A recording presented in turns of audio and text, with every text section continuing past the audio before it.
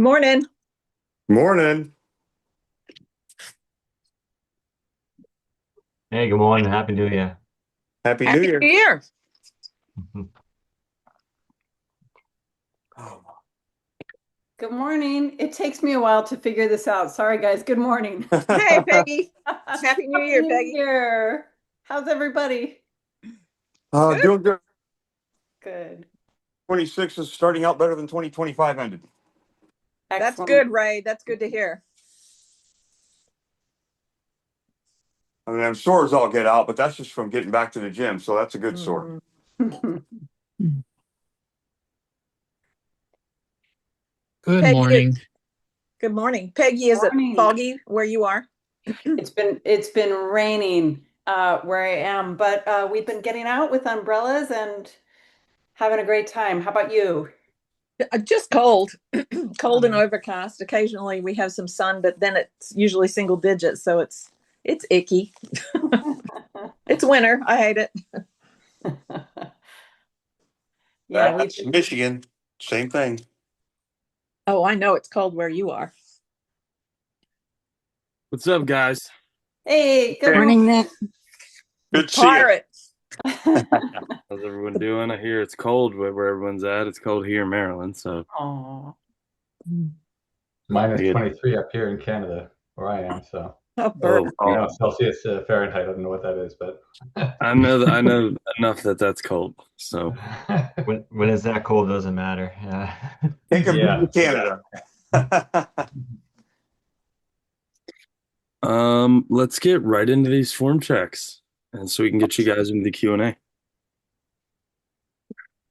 Noah, go ahead.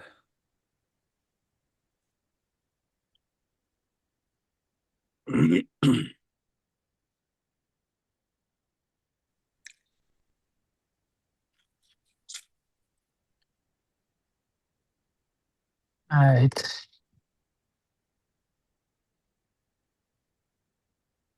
It's good. We got some good uh anterior and interior tilt going on, and that's the purpose of the cat cow, is to give physical feedback into that pelvic tilt both ways. Okay. All right. How about this now? It's better. Yeah. Hmm. The flexion in the lumbar area is much more minor. Okay. You're setting your back very good, and that's why we don't see it increase. Um, I think we can probably get a little bit more out of it. Um, but your position is looking much better. All right. So my head, should I tilt it a little bit down more, a little bit more down, like It's not really down. It's we want to bring that chin Mhm. back, so we create like you're walking, like you're stiff with a perfectly neutral spine. We don't Yep. want to come down. We want to align the C spine, Hmm. thoracic, and the lumbar, so it creates a nice neutral position. Okay. Um, our back wants to be neutral when we move weight. Reason being is that's where it's most biomechanically supported. Um, Okay. with that being said, you'll see some high level lifters, me being one of them. My thoracic, I get my best leverage when my lumbar's in neutral and my thoracic has some slight flexion. But Okay. thoracic flexion isn't nearly as big of a deal because it's not the same shearing point that you get with you almost never hear people hurting their mid back Yeah. in a deadlift, right? Hmm. Because we have those two big muscles running down the middle of it called our erectors. Um, so the lumbars are much more because you've got your pelvis, you've got all these little connective spots and nerves that Correct. go into the lumbar, which is why um, I harp people on it so much when it comes to their day-to-day training. Is training in a realm of perfection eliminates potential injury risk and gets you stronger when your Hmm. form isn't perfect, Okay. i.e., testing a 1 rep max. Shit's not going to be perfect. It's All right. testing 100%. Like Right. it's just not. So with that being said, you're in a much better position. I think we need to keep working on that hip mobility Yep. a little bit and keep feeding yourself those cat-cow cues to really that tailbone to the sky where your hips tilt down forward, pushing your belly button to the floor. Yep. So that's what that is. That's an alignment cue. Belly button to the floor, and you do that by turning your hips down towards think tailbone to the sky. So you got to Yeah. rotate interior to push the belly button to the floor. Okay. All right. But Cool. you got the cue. Your cat cows look good. They're exaggerated, which is what I want. Mhm. And your starting position, your hips aren't rising. We're walking it in, man. We're getting Okay, there. cool. All right. Yeah. Keep doing cat cow, and then I'll send another one next week. 100%. All right, cool. Sounds good. Thanks, Nick. Good job. Thanks.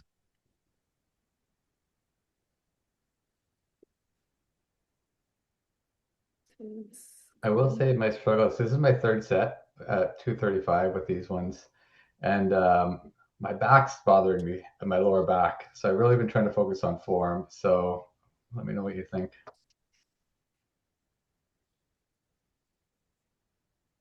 That was great.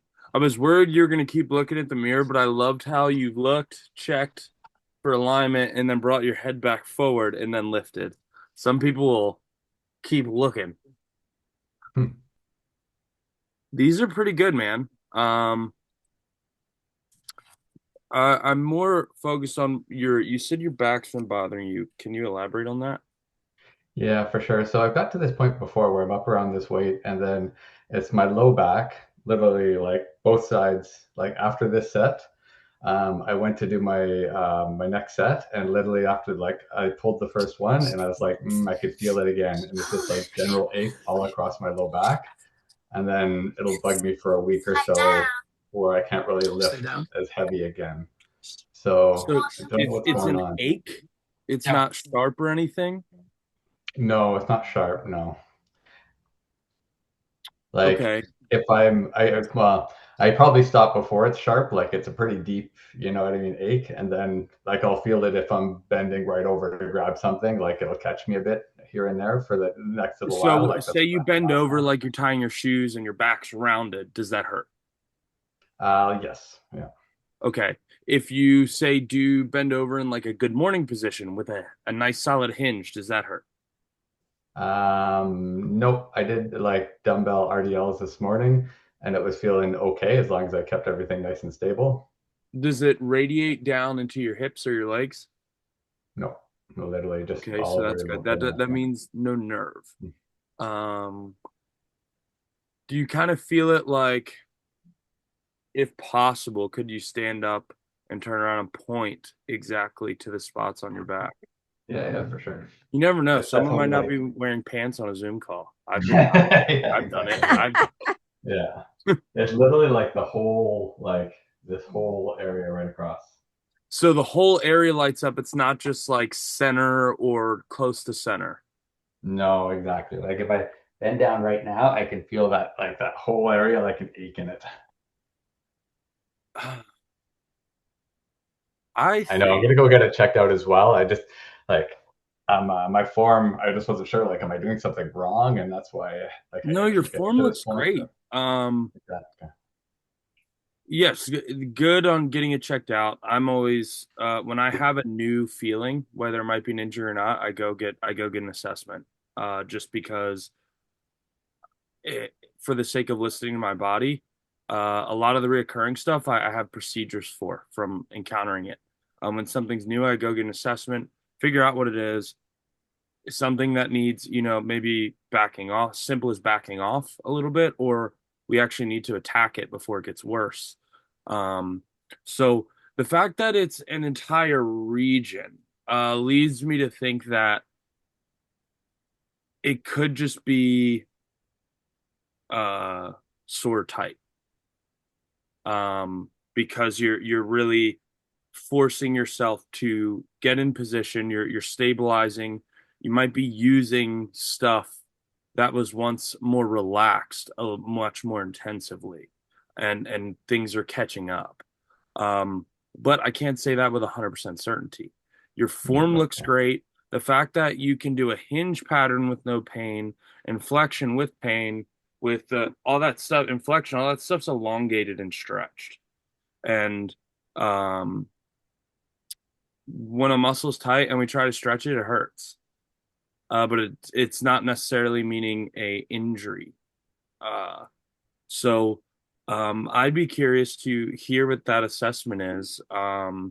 If you get it before the next Zoom meeting, feel free to submit a service ticket to email me and give me the need to knows. And I can start brainstorming it sooner than later, figuring out, based on the results, what we can modify for you and stuff within your program. But your deadlift form wise is sound. You're not rounding. There's no real markers that raise any sort of alarm. But again, I can't say that you didn't tweak something. Dude, I've tweaked something outside the gym, like doing dumb things. Like I've never been hurt on a heavy lift, and I hate saying that out loud because I feel like the universe is going to be like, "Gotcha, bitch." Like, but I don't know. So the worst my back's been hurt is on a 315 deadlift, warming up in a deadlift suit for Worlds 2 years ago. It laid me out, couldn't feel my legs, and it tapped into an old injury from the military with that nerve damage and that torn L5S1. And it was actually getting down to the bar that pissed it off, and then hitting explosively out of position is what really made me see stars. So you didn't have anything acute happen? Like there wasn't like a moment like there it is, that's what did it. No, it was like, and this is kind of how it hit me last time too. Like I literally pulled the first rep on the next set, and just as I got to the top, I could just feel that whole area almost like screaming at me a bit. It wasn't sharp or anything. Yeah, it wasn't sharp or anything. It just, yeah. So it wasn't when everything was getting man, my knee jerk, not doctor opinion, is thinking that you might just be a little bit of sore. Maybe there might be some sort of small tweak, but the fact that you're able to finish your sets is a really good sign. Are you doing anything on your off days or in between to help with that? Any sort of like we're laying on a foam roll, getting into hyperextension, things like that? I've been doing the McGill Big Three since I've like just trying to keep everything tight and core, but I haven't been stretching as much or anything additional. Yeah. Okay, so what I want you to do is I want you to get on a foam roller as well, and I want you to get into hyperextension and then put your arms above your head and just let your back relax. Like just breathe through it for like 15, 20 seconds. Just to everything relaxes. Part of that, actually before that, I want you laying on the floor flat with, I don't know, maybe 3 to 4 inches of elevation underneath your heels, letting that lower back sink into the floor. Just relaxing. Lay there for like 2-3 minutes. It sounds stupid, but focus on breathing and focus on occasionally put your hand under there and feel that lower back so you're not intent, like subconsciously holding that tension, and let it relax. And once you get to that, get on a foam roller and try and reach back up over your head so your upper back touches the floor. We get into hyperextension. We get everything stretched in the opposite direction. Or if that's not an option, you can do, what cobra stretch is, where you lay on your belly and you push up, keeping your hips on the floor. Very similar thing, just 2 different roads to a similar end. Awesome. Then I want you to take, after the foam roller, lay flat on the floor again, bring one knee and pull it up close to your chest, then take it over and try and rotate to your side. So your chest stays as facing the ceiling as much as possible. You're keeping that knee high basically pulling it over with the opposite arm and holding it for 10, 15 seconds. See if there's any pain, see if it feels good, see if there's any release. Getting some sort of stretch, contrasting stretch, we might be able to loosen that up if it is a factor of your back going, what the fuck, I'm tight. So let's start there. If you get an assessment, like I said, reach out. I'm curious. Okay, awesome. Yeah, I have an appointment on Tuesday, so we'll see how it goes from there as Cool. well too. Right on, man. Amazing. Appreciate it. Deadlifts look Thanks. good though. Thank you. That's awesome. I appreciate it. Next.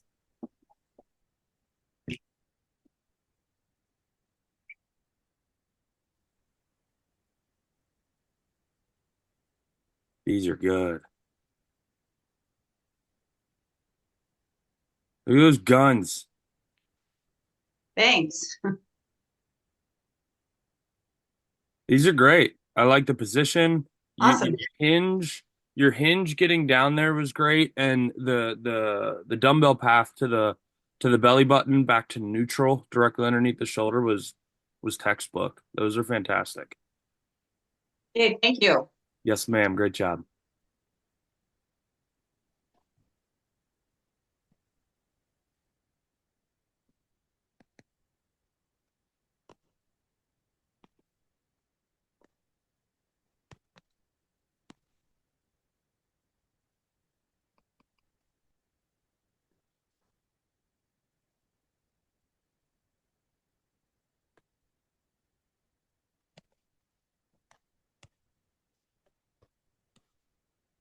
So this is good.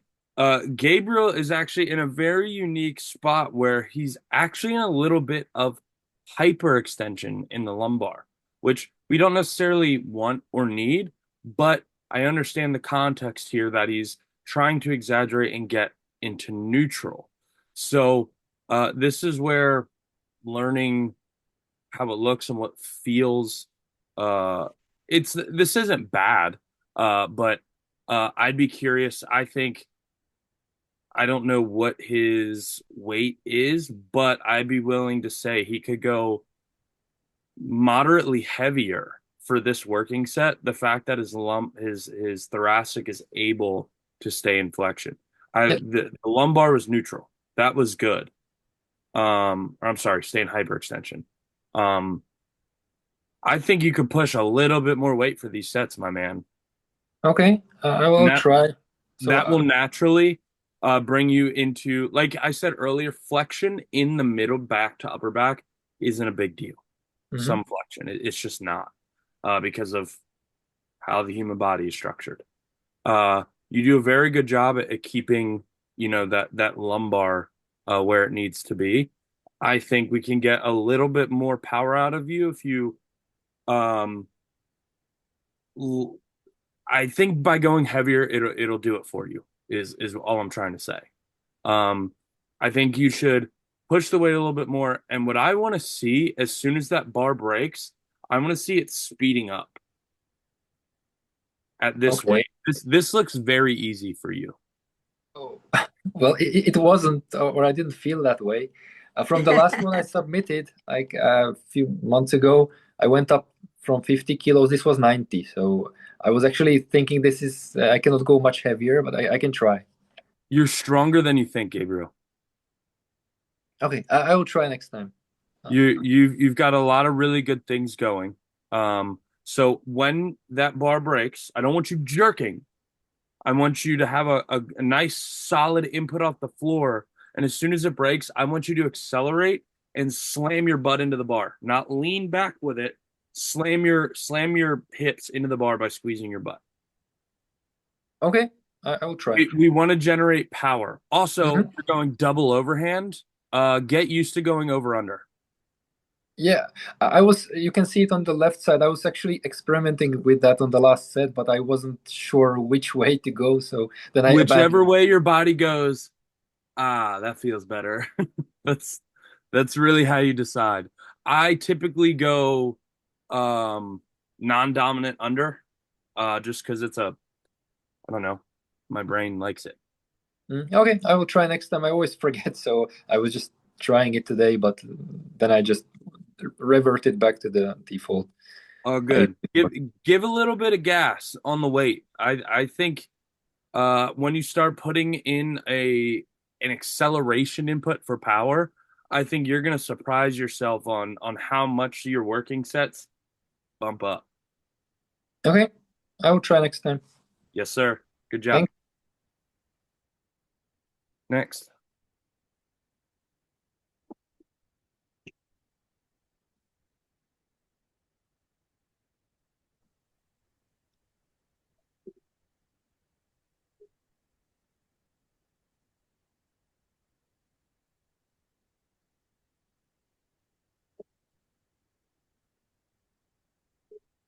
Yes.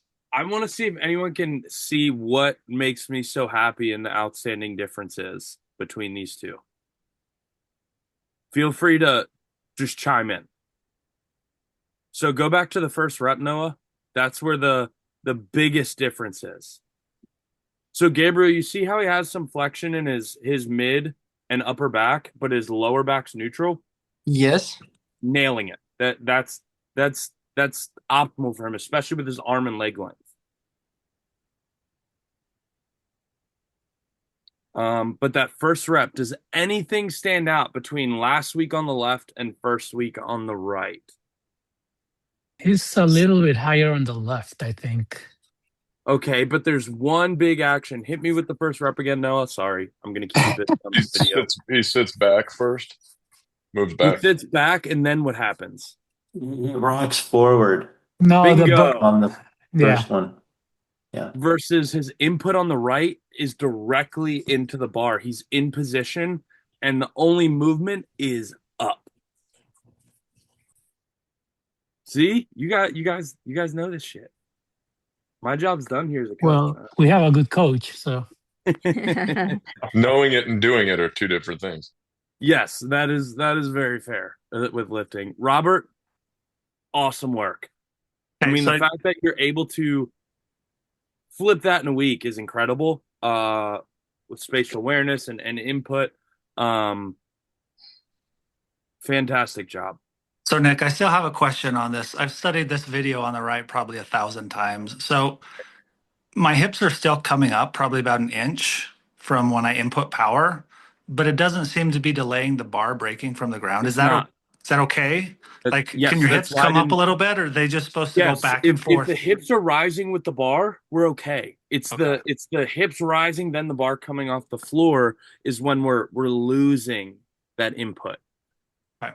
Your hips have to come up a little bit, but what we need to see is that this is your hips and this is the bar. We need to see this, not this. Okay.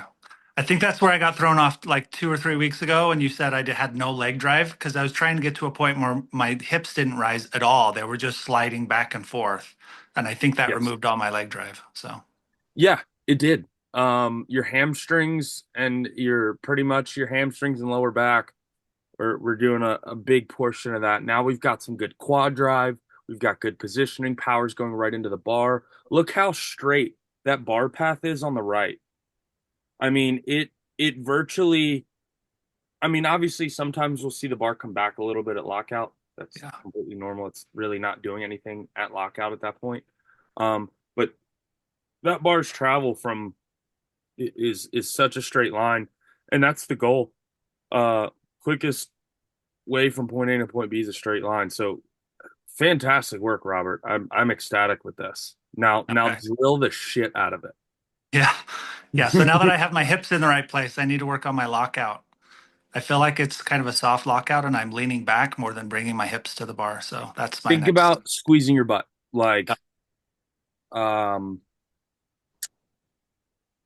mean, a cue I've always given people is like day one of prison, man.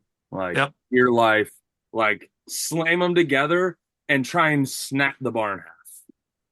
Yeah, are rack pulls a good thing to do to practice that, or just practice it through the deadlift? That is what rack pulls do. They work the lockout portion of the deadlift. So if I don't want you to negate your full pull because this form is new, so I want those reps. But what you can do in warm up for like some neural work is do rack pulls with say 135, and and get your glutes firing and do an excessively explosive lockout. Yeah, I'm doing the Max Your Strength program, and I have rack pulls every week anyway, so I've been really trying to focus on those. But Okay, yeah, so when you have rack pulls, what I want you to do is I want you to get plenty of workup sets. And when I say workup sets, like I want you to do 5 at like what do you typically rack pull with weight wise? around 350. Okay, so let's do like 10 reps with an empty bar. Okay. And then I want you to do 5 reps with 135. Hold on, so I don't fuck this up. So far, you're tracking what I typically do. Then I usually jump up to 225, 315, and then 350.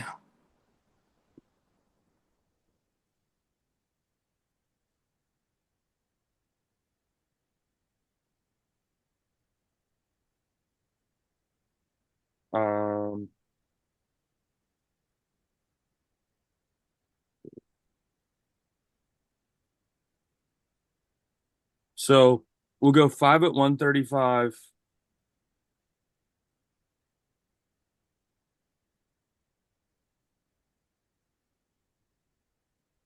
Three, 5 reps at 210.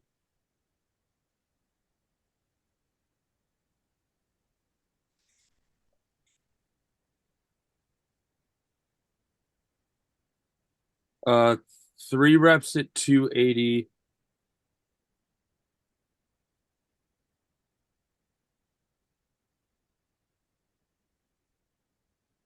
Three reps at 315, and then 350. Okay. So that's adding one extra set in there at 285. Yeah, so we're really priming you to, because I want that explosivity. I want you to get used to that explosivity on the low end, and then I want a gradual transition. So it's going to be a little bit more of an extensive workup with a little bit more reps, but I want that to carry over, and just do that for like the first 2 weeks. Okay. And then you can go back to your usual warm up, so you don't, we're not fatiguing you out, but Right. I want to get a little extra neural work in the workup these first couple weeks to really drive that like firing through. Okay. Yeah, I've submitted those before, and you said they look good, but I might submit them again just to be sure. But yeah, keep feeding me, man. okay, appreciate Like, it. Thanks, Coach. The deadlift there's a bunch of different levels to this, so Yeah. I can't tell you how many times where I worked with my lockout, then I had to go back to my up the floor, then I had to go back to my mid, then I had to go back to my, like, it's a revolving door of you're going to do this for the rest of your lifting life. Yeah, a year ago, But- my weakness was breaking off the ground. Now my weakness is right around the knee. So Yeah, that's a very normal, when you hit, I'll say, like, when you start hitting, I don't want to say maximal strength, is that's as strong as you'll get. When you're hitting your real strength after you've learned the muscle pattern, the movement pattern, the mid knee, the knee, the mid shin is a sticky point for a lot of people. Just because it's borderline when the bar has the most leverage, and it's our transitioning point, from leg drive into glute and posterior. So I'm someone who who tries to carry a lot of momentum through that zone. Because if I get over my knees, I'm getting it up. Yep. So that's where, speed work, power work, that's a whole nother conversation. Can really help. But yeah, let's work on that lockout and get those hips blasting through, and see what that looks like. cool. Thank you. Appreciate it. Yes, sir. Good job.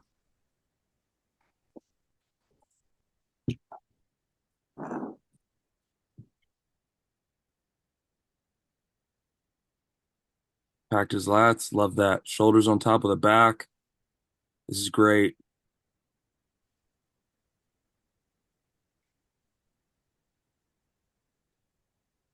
Andy, these are great, man. I loved how you took your time setting your back and shoulders up. Great, thanks, Nick. Yeah, I've been then- focusing on getting my shoulders in position. So Yeah, you held position. Your range of motion's good. range of motion with dumbbell presses is, you want to get at least neutral, permitting, people have different mobility, pain, and you've got plenty, man. These are awesome. And the rest of your setup, just because it's dumbbells doesn't mean you set up any different than you would a bench. I mean, the method is setting up because you gotta kick them up with knees and knock them out of a rack, obviously is different. But the glute squeeze, the leg drive, everything is all very similar. And this looks like a bench if you had a barbell in your hand, and I love that. Great. Thank you. Well done.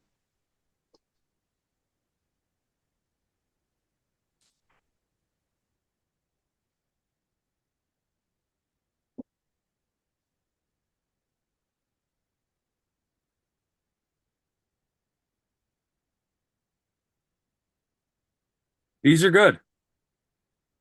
It's got a little bit of leg drive, which is what you want with an RDL. Less than a regular deadlift, less than a light regular deadlift, more than a stiff leg deadlift. He's pushing those hips back. He's going to the point where his range of motion allows, it looks like, which is what you do. Once you get past that point, your back starts to round, and then we lose the hinge, the clean hinge pattern. So Jonathan, these are good, man. I'd like to see you work on increasing that range of motion, slowly, like half inch, shoot for a half inch deeper. So, one thing I've done in the past is, it sounds stupid, it sounds weird, but I would do my first rep and then I would I did it with a bar. I would then drop the bar and I had a roll of tape in my mouth. And what I would do is then reach up and then tape my line on that first rep on my shins, just put tape around it. So then I have a visual marker of where my standard range of motion is. And then I'd push like this far past it that week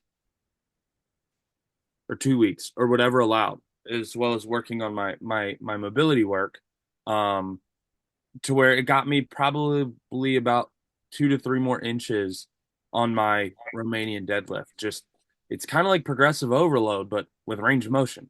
But my range of motion was really, really bad coming out of the back injury. So we had to push some more mobility to give me a better threshold on injury risk. So your technique's good, your position's good. Let's push for slightly more ROM. But not to the point that it's a detriment to your form. Good job. Next.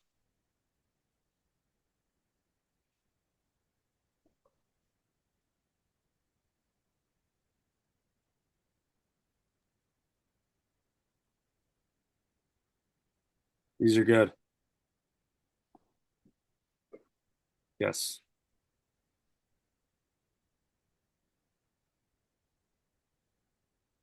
Dude, your delts are huge. Yeah, I guess. Jacked. Yeah, those are good. The one thing I want to see with that though is it's hard, but I want you to really squeeze that back and keep that dumbbell close.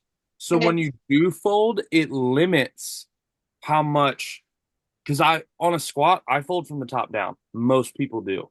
Whereas a deadlift, you fold from the bottom up in the midsection. So generating upper back tension is typically an afterthought. It took, it wasn't a cue that clicked for me till, after a bunch of practice.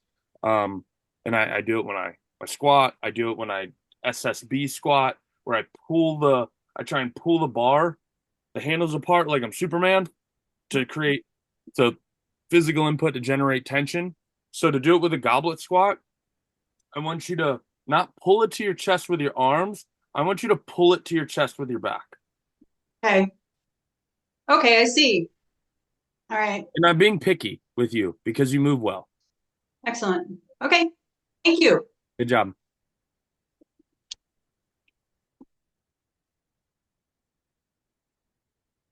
Here we go. Oh, I'm excited. Atlas stones. Let's party. This one's a gag, but there's a story to it. What's the story?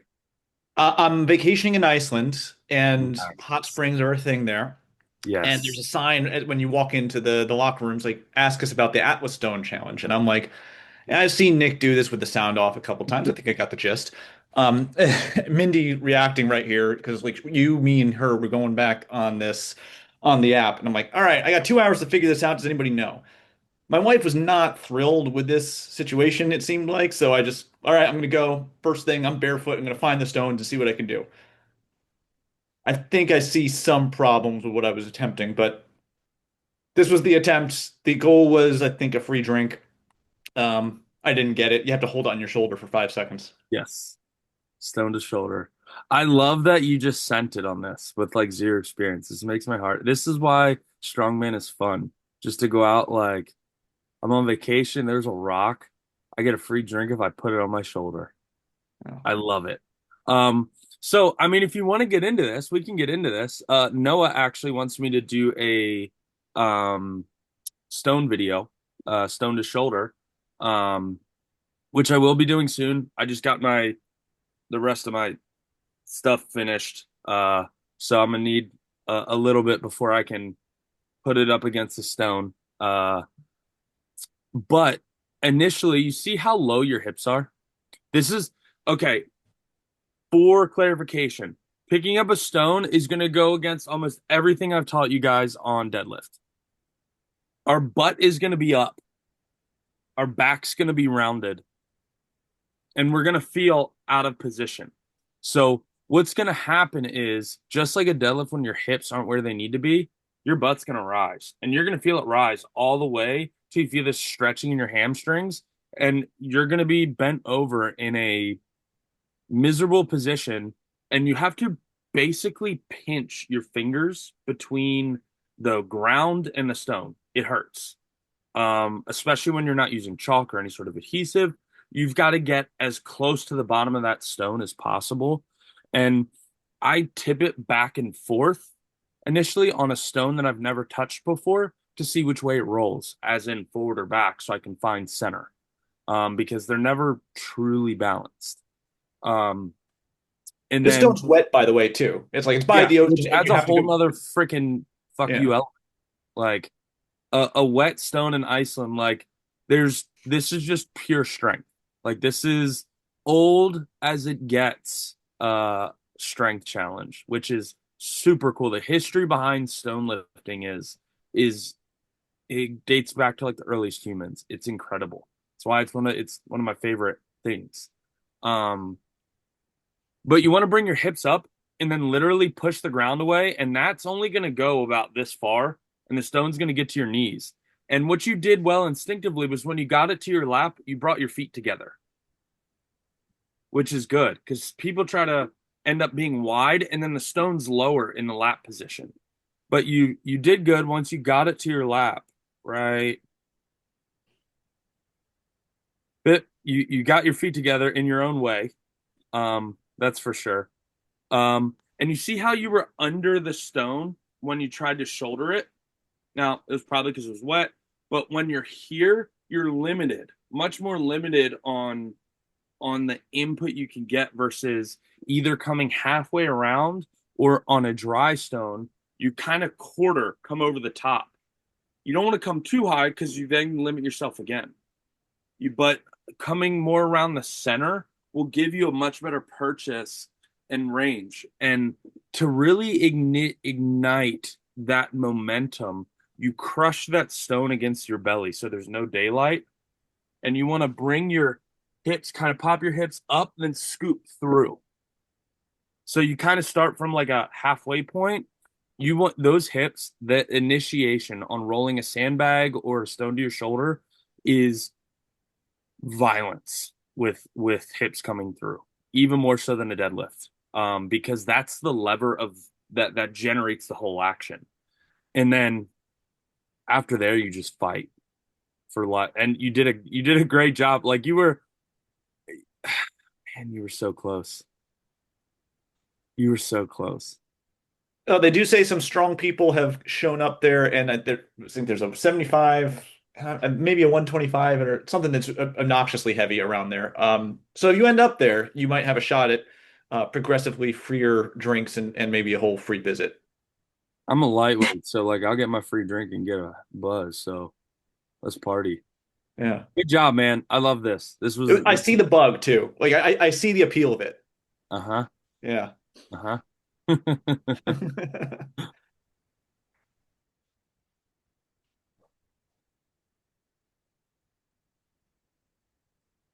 All right, Mellie, let's see what we got.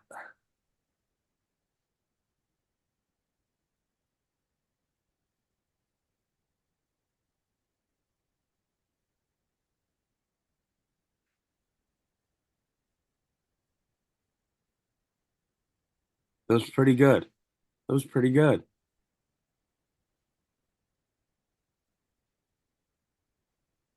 So your first rep was, and this is pretty normal. Your first rep was your roughest off the floor because it's a Yeah. dead stop. So Yes. with that being said, no more touch and goes like you're doing here. Yeah. Because we want every rep. We don't want a dead stop to be the weak link. The reps get easier on touch and goes because we're constantly under tension. We don't have to generate that tension, that force from a dead stop. And your form settled. It looked pretty once you got into that rhythm of the touch and goes. So we want to mimic that form and apply it to the first rep. So really, the only thing, you see how far past your shoulders are from the bar? They're forward of the bar. So when Okay. you hit the floor, watch what happens. Did you see that slight shift in the trap bar forward? So Noah, go Yeah. ahead back to the start for me. So watch when it breaks. Watch the end of the barbell. Did you see it rotate and come forward? Yeah. It's only about this much. But what's happening is because your shoulders, which is our anchor point for our arms, is past where your hands are contacting the bar, when you pick up, if your shoulders are here and your hands are here, when you pick up, gravity's going to put you in line. So it's going to swing forward and it's going to put you toe heavy and it's going to get you a little bit out of position. So what happened was when you went to input, instead of holding that hinge pattern, your hips were trying to cut forward to get better into position. So when you input to leg drive, watch your butt and your hips. You'll see they'll start to curl under you slightly. Do you see that? Do you see that hip, that anterior tilt happen? So start with more tilt. No, we don't want that anterior tilt to happen too much. And the reason why it was happening is because you were past your center. So your shoulders were here, your hands in the barbell were here. So your hips were trying to get under to bring you back into position. Okay. So we want to keep that nice neutral spine like you set up with, but we need to get your shoulders back a little bit. So I don't want you to overthink this. What I want you to do is I want you to pitch back. So you kind of Shoulders wise up a little bit. Yes. And so it's more upright. It's going to be a very subtle shift in weight. And I think you'll find yourself a little bit more over your power. And that first rep won't feel so foreign. Because if I had to guess, you're doing a lot of thinking right now in that position. I mean, it's like cat cow and then shoulders back and then, it's the whole checklist. It's a whole checklist, but when you get good at it, it's all one cue. That's the I look forward to that. If you will. It's actually all one thing you do at once you get each piece of the puzzle. So let's get you a little bit more back over the center of your foot. I want those shoulders over your hands and kick, push that butt out when you're getting down to the bar to keep that. So we kind of bring you a little bit back in your shoulders over your hands. Okay, great. Thank you. And otherwise, your pull looks good. It's just we're realigning your body with the bar. That's because we don't move the bar around us. We move around the bar. The bar will always need to travel in a straight line, or it will make our lives harder than it already is. So you're Okay. doing a lot right. This isn't a bad deadlift by any means, and I Okay. don't want you to think, man, my deadlift sucks. It's holistically there. We just wanna we're gonna, you know, spit shine it a little bit and make it real shiny. Well, that's great. Thank you. Good job.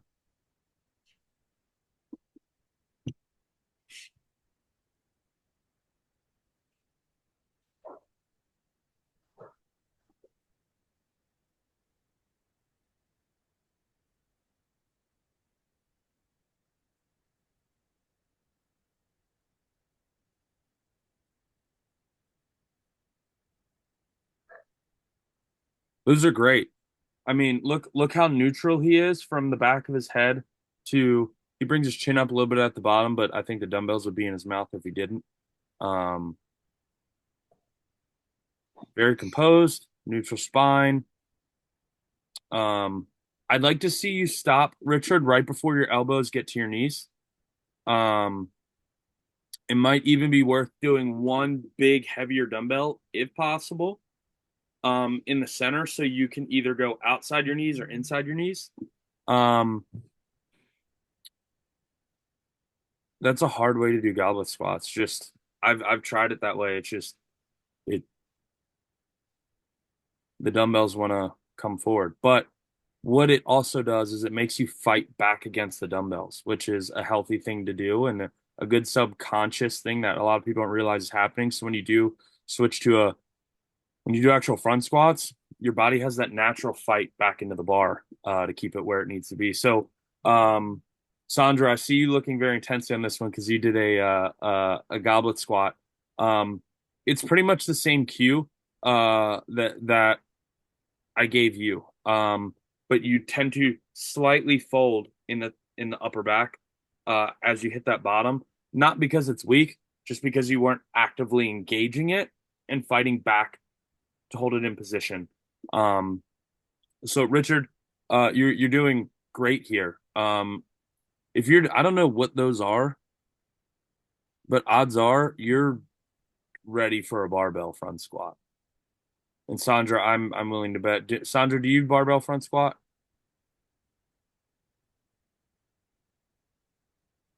I can't hear you.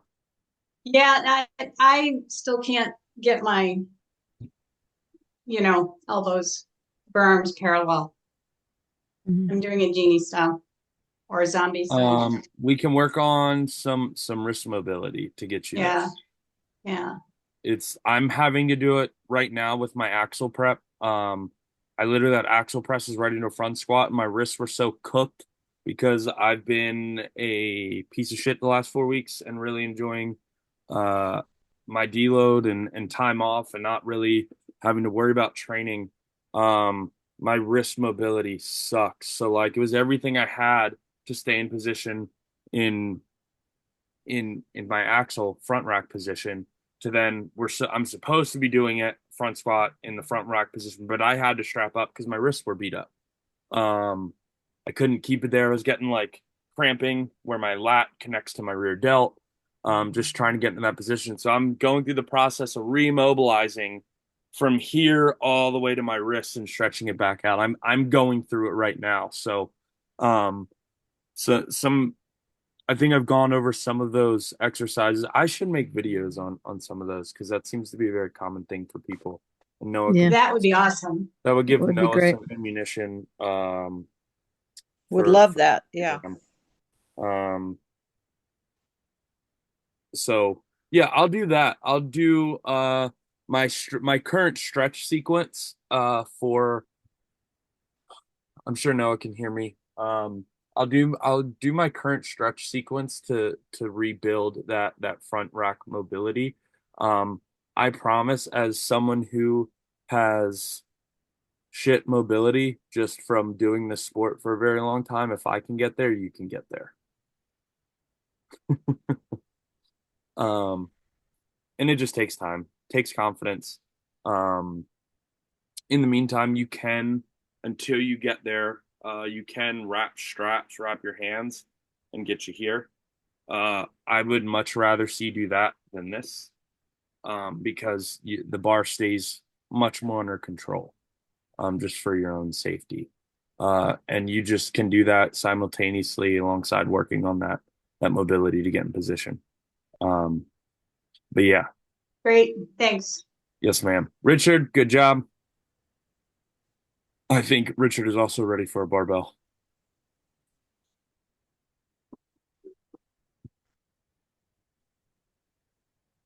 Next.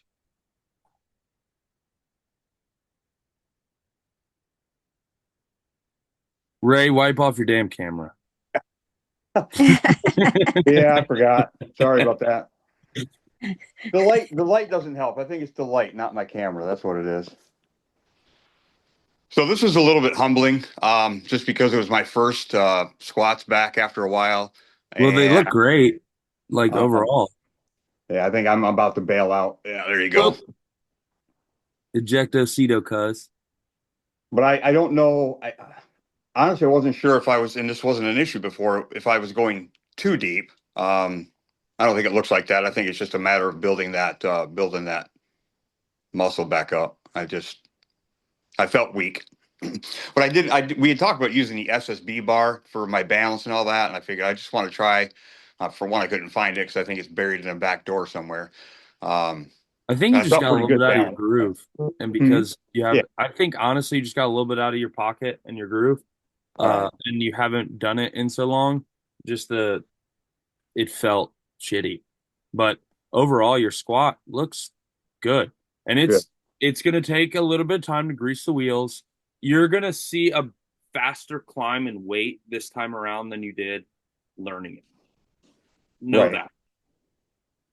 And I really was kind of still in the middle of that reset ass to the grass kind of thing, as far as getting that depth in. So, and then right in the middle of really feeling like I had that down, and then that's when I got kind of sidelined. So hopefully, like you said, that comes back pretty quick. Yeah, but your depth is good. You're right there parallel, man. today. I've got no issue with this squat. I want to let your body, before I start, we start really hammering in cues and stuff, keep submitting the videos. Give your body a chance, a couple weeks to really acclimate to the movements again, because that's a real thing. My clean and presses, one of my best lifts, felt like dog shit this week because it was my first time doing a full-blown clean and press. I felt clunky. I felt stiff. My body felt restricted. The pressing was hard, like 150 pounds less than what I'm capable of. Like, it felt like an 80% lift, and it wasn't. It was 50, 55%. So know that there is a period of your body getting, reacclimated to the moving and the. Now, another question. Like I said, I'm totally sore top to bottom. I did 3 workouts, this week, and pretty much was pushing myself back on Arnold throwback, and every part of my body is sore. And I'm used to that. It's a good soreness. I love it from the workout, but just getting back into it. I'm supposed to work out today, tomorrow, and Sunday also. And that finishes up my first week. And because I'm so sore, I just go ahead and throw it out there and do, or back off, but still do the work. I don't want to overdo it, but I don't want to use any kind of excuses, because that would not be good for me to not It's not an excuse. You just give it a chance to get moving again. Like, that's a real thing. So taking an extra couple days off to let my body correct might not be a bad idea, or go ahead and hit it and hit it, but know that it's going to be less. Okay. It's going to feel a little bit foreign. Like, I was cursing myself up and down Monday. Like, I was like, "You suck at this. That's how I'm not nice to me. That's how I'm. Like I tell people, I hated myself into a world championship. I don't recommend people using that method. It's not exactly the healthiest, but I get it, man. Just give your body a couple weeks of the routine. Keep feeding it, but know that your numbers are going to be less. The movements will feel a little bit stiffer, but that will pass. I promise. All right, that's fair. Because I lost 3 months worth of development toward my goal of getting on stage in September. So I pretty much have to. I don't have any leeway anymore. This is how it goes, but you can't make it go any faster. That's true. All right, sounds good. Simple as that. Thank you. Yes, sir. Next.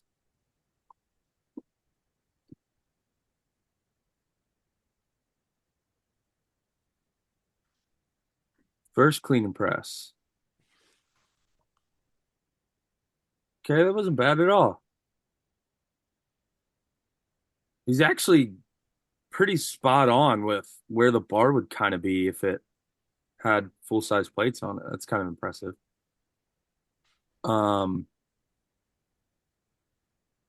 These are good, man. What I love about this is that you're not swinging it out away from you. You're kind of just flipping it up and going. What I would like to see is more explosivity from the bottom going up into the clean. And then with a standing press, there's a couple ways to cue this. So there's different types of pressers within pressing, and I'm trying not to get too in the weeds to this. So when we're talking in the matter of, when we're talking in the matter of a clean and press, when you're pressing explosively with, say, like a slight jerk or a lot of leg drive, you open the window and get through. So then you're over your head and I'm neutral. I'm not looking down. But I'm not here. I'm punching through. Open the window, punching your head through. With a strict press, typically you find more power with a slight lean back to bring that bar over your center, and you press, and then you step through. It's different. There's different ways within the realm of pressing. Matthew, you're kind of in the middle. I don't really have a problem with this being your starting point. You're doing a lot of things right, but what I want you to focus on is speeding up the clean, not the whole rep. Just after you come back down, here, this is good. Boom, fire. Get momentum, get explosivity to get it up to the front rack position. That's what I want to see, step one. Good job. Thanks.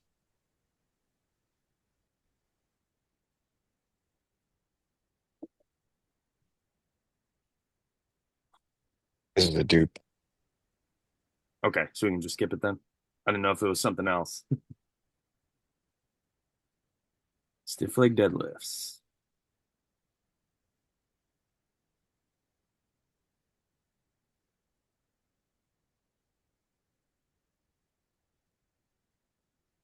Good deadlift position.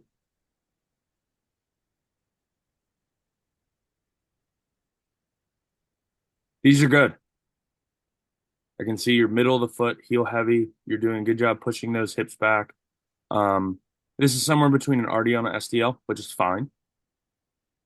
Totally okay. I really like the acceleration of the hips. Your hips are gliding back and forth perfectly with the hinge. Your back's neutral. I don't really want to analyze this any further because you're getting so much right and it looks really good. I'm sure you're feeling the stretch down into the hamstrings and the glutes. That's what I'm going for. Yep. Yeah. So if we're hitting what's needed to be hit, you're getting all the basics right. So I'm not going to hound you on a perfect SDL or a perfect RDL. That's just not my style. Some coaches might. It's not. As long as we're attacking the glutes and those hamstrings with this lift and our back's in position and we're hinging really well, I'm fucking happy. So great job. Cool.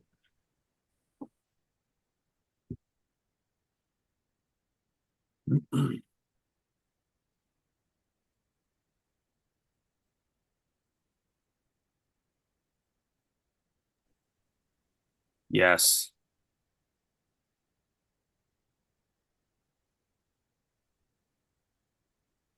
He was working for that last rep.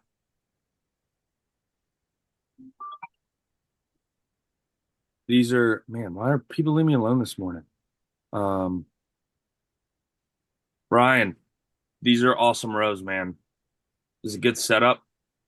I honestly thought you were going to hit your knees on the way up, but I think it's just the angle and the shadow playing illusions. I thought you were a little close, and then I saw you actually row, and everything was landing where it needed to be, so I'll just shut up. Good job. Next.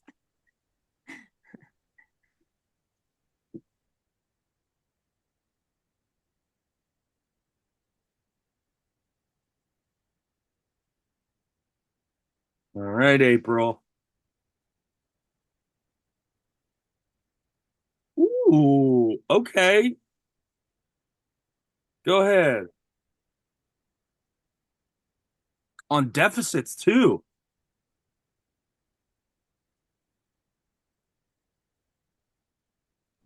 Yeah, these are that's my first set ever of deficits. So I'm just hoping for form. So there's one thing I want to see if you can pick up on it.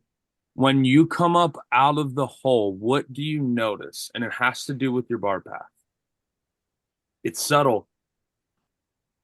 Play it again, Noah.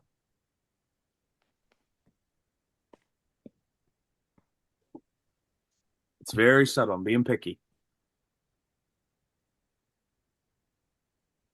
Your first rep is actually the best one. It did it right there. And there. So there's a little roll forward at the bottom. Yeah. Right there. Yep. So the reason being was your setup was nailed in position on the first rep. And then you see now deficits, we're going to see more knee bend and the knees come a little bit further forward because of the nature of a deficit. We're more compact. All of our joints have to fold further to get down into position on the deficit. So with that being said, look at that first rep. It was non-existent. It was chef's kiss.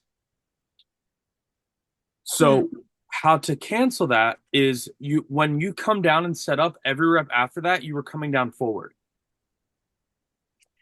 That's all it was. That's all, and it's slight. You were coming down just a little bit forward versus setting straight back down. That's all you got to change. And it's absolutely perfect. With that being said, even with that, these are really, really good, April. So it's okay to increase a little bit of weight then on a deficit? Yeah. Okay. Great. I'll shoot for that next. Good job. Awesome.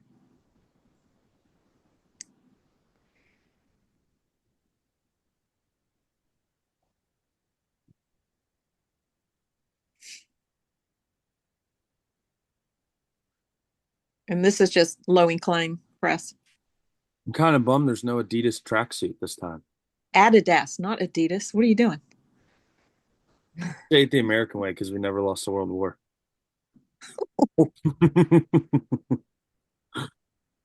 Those are good. Also, how is the bar path on that?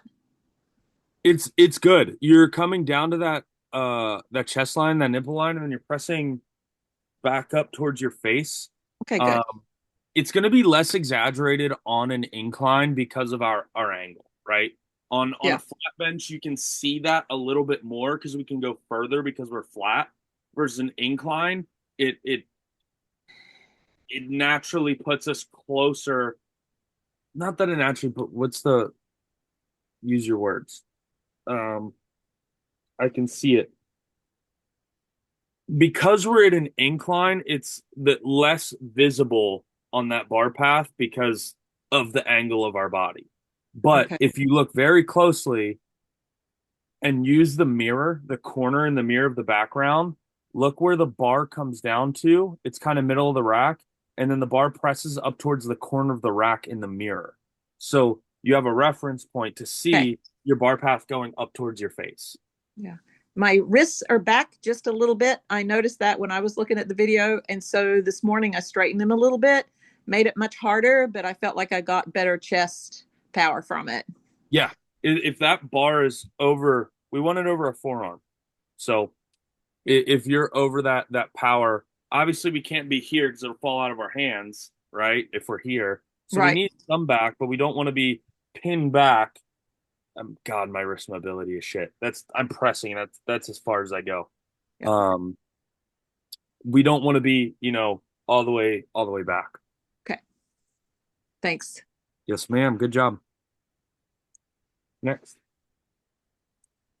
I hate these. I fucking hate these. Hate them. I had them on front squats this week. Oh God, I just hate them. So I'm still just struggling to literally just get in position, but I feel like it's my a finicky squat is. beast. It's a finicky beast. Oh, I hate it. See, and I feel like I'm just falling forward. I mean, you are traveling very much forward. Yeah. So I'm trying to work on squeezing my back, using my abs more. So how about we do this? Let's take the pin up 2 holes and get you comfortable. Okay. And then work our way down. Okay. So there's a little bit less thought. It's less intimidating. When I start a pin squat in the program, I start a little bit higher than I know where I'm going to be at depth, because I just, even this far in the game, like the first 2 weeks, I know I'm going to work down to it to get comfortable, because it's weird having to start down there because you can't stack your body under tension. And gravity kind of gives you feedback the whole way down. Whereas this, you're like, I hope I'm there. Stand up.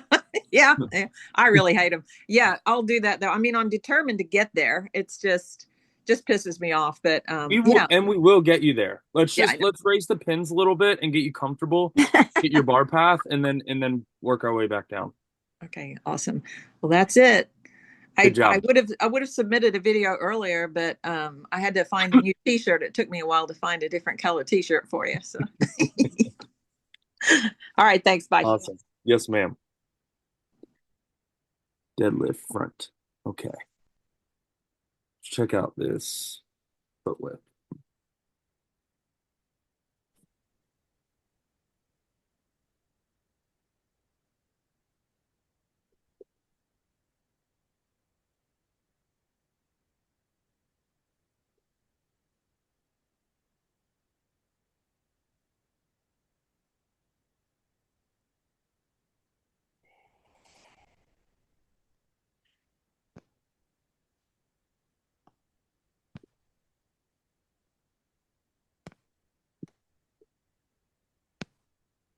These are pretty good.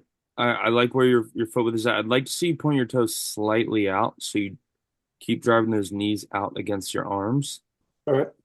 But everything looks good.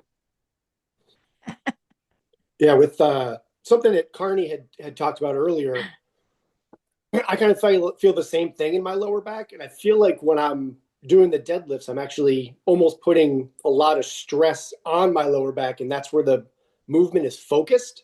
So I don't know if that's the issue he might be having as well, but that's sort of what I feel is like after I finish it, I feel really stiff, especially coming back down. Yeah, I mean, your lower back, I mean, there are a bunch of factors into how much you feel in your back, your position, your brace. And it could be a point in that positioning where you're feeling it in your lower back, i.e. hips kick up too soon, or you're bracing not as hard as you think you are, or you're out front.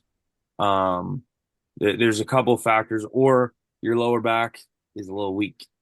Yeah, I definitely know that. So one thing you can do passively every single training day at the beginning of the workout, do you have a flat back extension or a glute ham raise? No. Okay. Just a regular bench. Do you have more than one bench? I do, yeah. Okay.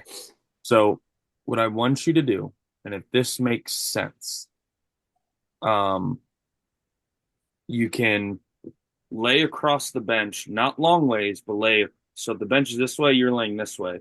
And you want your belly button and hips on the bench. And then your feet are going to be straight out behind you. And you can trap them underneath another bench, a ledge, or anything. And I want you to basically imagine my legs are out behind me. I'm holding for time and keeping my back flat for an isometric. Okay. I have Noah doing this right now. I want you to see if you can hit 3 minutes. So almost doing it. So your bench is here, my belly button. So this is kind of a hips up or off the bench, laying flat. Yeah. So it's like where your bladder is and your pelvis are going to be on the bench. Everything above it's going to be off the bench, and you're going to squeeze your butt and contract your back to keep your upper half flat and rigid. Now you won't be perfectly flat. You won't be quite at a 45, but we're working with what we got. And I want you to note how close to 3 minutes you get, because it's a really good indicator on where our flat back isos are a really good temperature check on that lower back strength, with low risk, without having to load a shit ton of weight on a bar and do a deadlift, potentially hurt yourself. Yeah. So, take note of where you get, and then that may be something we can do to kind of help with that.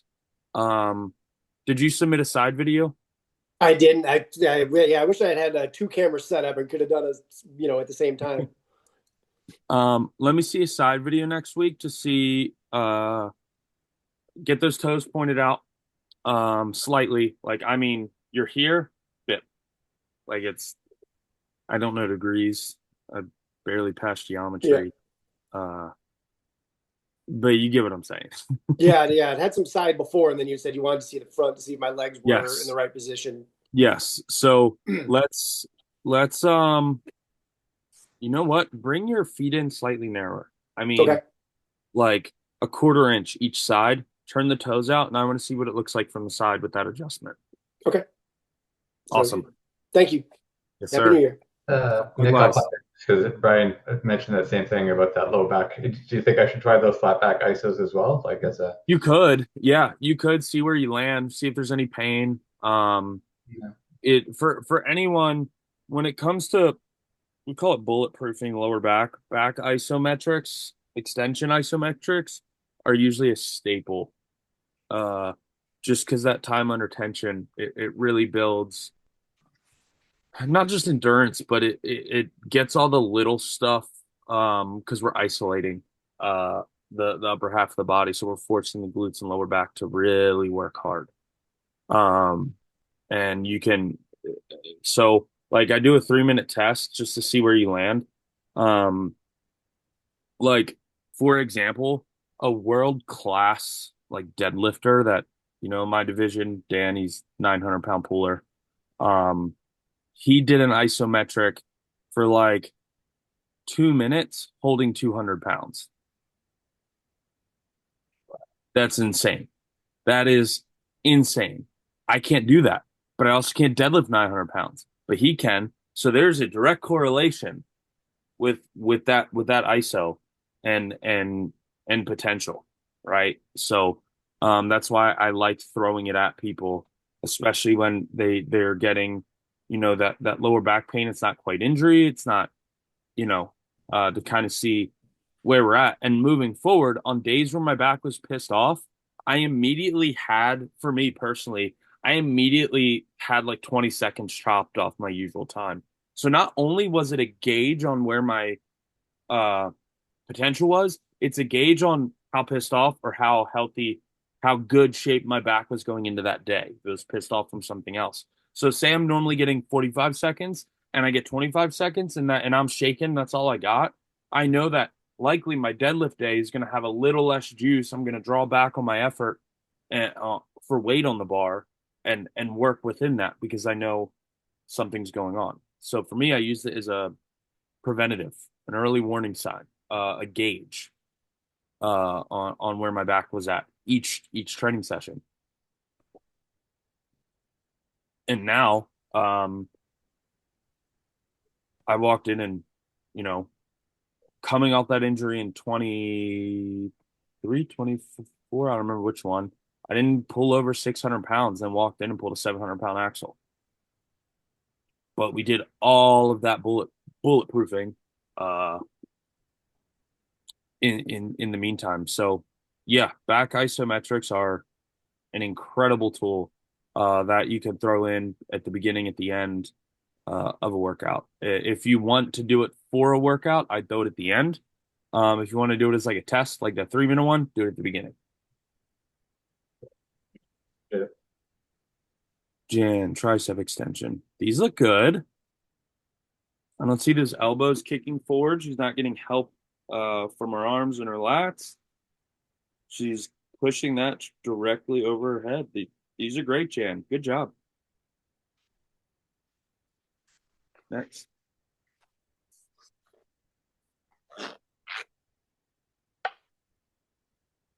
All right.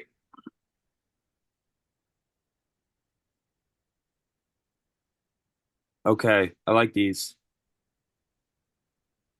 Matt, I believe you submitted a video on these last week. Yeah, and you told me to bring my hands more towards the top of my head. I'm having two problems. How'd these feel? It felt fine. I've been switching these out for a year because I feel it in my lats and my tris, and I thought it was supposed to be more of an ab exercise, but maybe I'm confused. And the other problem I'm having is I'm bottoming out on the machine, so the weights are hitting the top. So I think I need to bring myself off the floor a little bit, maybe, to get more of a stretch at the bottom. You could. I've even seen people, due to that issue, I've even seen people like do them standing or kneeling on a bench to give themselves that clearance. So typically how I would do them is I would literally let the cables come up here, and I pinch my head. So and all that's doing is giving me a physical cue that this isn't moving. So I pinch my head and I drive my elbows to my thighs. Like I'm curling. Think of this as like a bicep curl for your abs. If that makes sense. So not much of a, we want less of a hinge and we want more of a curl. So the more we can get up into a vertical position, now again, the limiting factor being the plate stack on the pulley. The stack, yep. And then curling and getting that full range of motion will light up that abdomen. Okay. I'll do that. It may take some playing around to figure out how to get that. Those also look like really long ropes. They're probably a foot, maybe. Those look long. Either way, you can even try a different attachment. If that helps reduce the no, wait, was it bottoming out at the top or the bottom? The top. So if they were shorter, they'd bottom out sooner. Yeah, we wouldn't want to shorten your handle then, because that'll create even less range of motion. So yeah, you might need to elevate some way, shape, or form, play with it. This is where lifting can get a little ingenuitive, if you will. Yeah. Yep.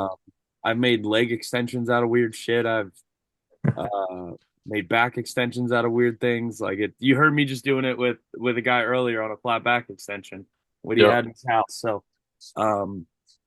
play with that a little bit.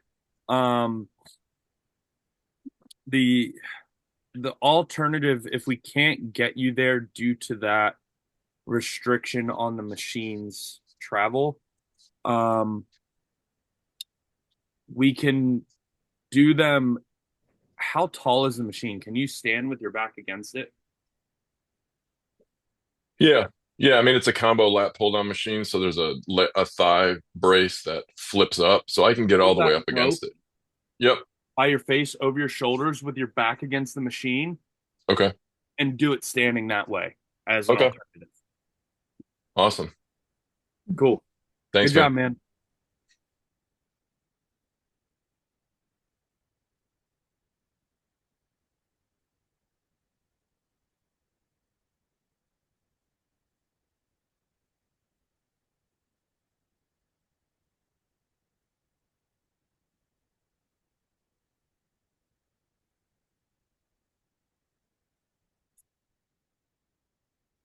Yes. That looked more like a good morning. But I wish you were on here so you could talk me through what you're feeling, where you felt it went wrong. Was this a 1 rep max PR type deal? What I need a little bit more context of how we ended up here. because I've seen you squat, and you squat pretty good. Hey, Nick, Nick, I think he sent you a note on this in the app. He was trying a low bar for the first time, and he said he didn't feel strong with it, so he abandoned it. Okay.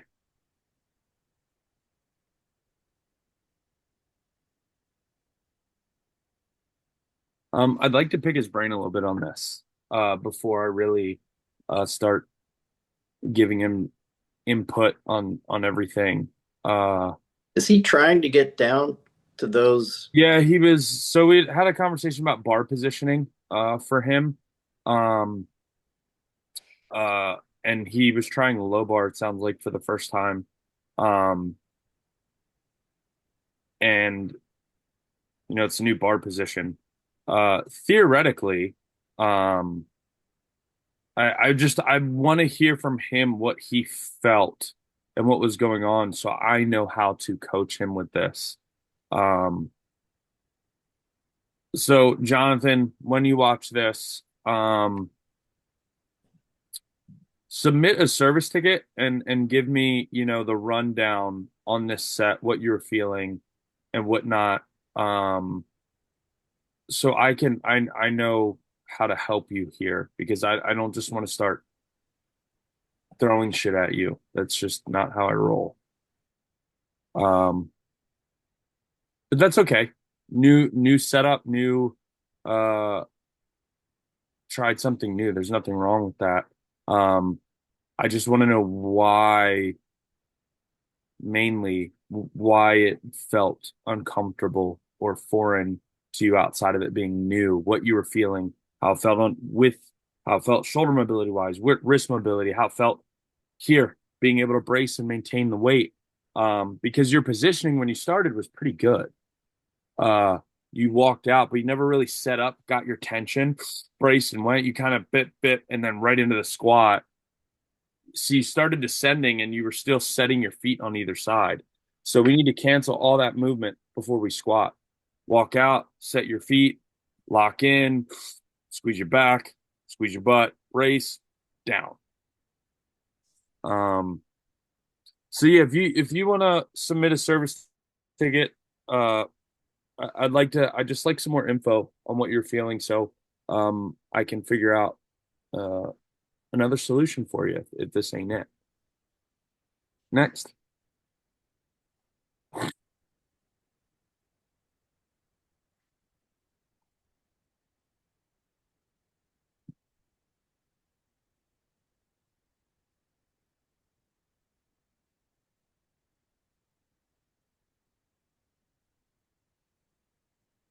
Okay, so these are the like the split stance, single leg, stiff leg deadlifts, RDLs, bunch of different names for them. Jimmy, we need way less input from that back leg. The back leg is just a guide. It's not I don't want to call it a kickstand, because a kickstand is load bearing. It is a guide for balance. So with that being said, I would drop weight severely, even starting with an empty bar and doing it with as least rear leg input as possible. You're going to need to get it a little bit further back, because it was still looked pretty load bearing. And it was taking away from your hinge pattern when that rear leg is loaded. So I'd like to see these with less weight and a little bit more where we want to be with the actual movement. So get that rear leg a little bit further back. We want to be over. So think how an RDL or stiff leg deadlift works. We push that butt back. So we are very neutral in the lumbar, like pushing that door shut, as you guys have heard, extending that butt way past our heel versus you're sitting back versus hinging. And we want the hinge, we want the hip to glide back and forth. And judging by how that toe came up and how that rear heel loads, we are no longer getting the movement out of the movement what we need. So that rear leg shouldn't be bearing any weight. Go ahead, Noah.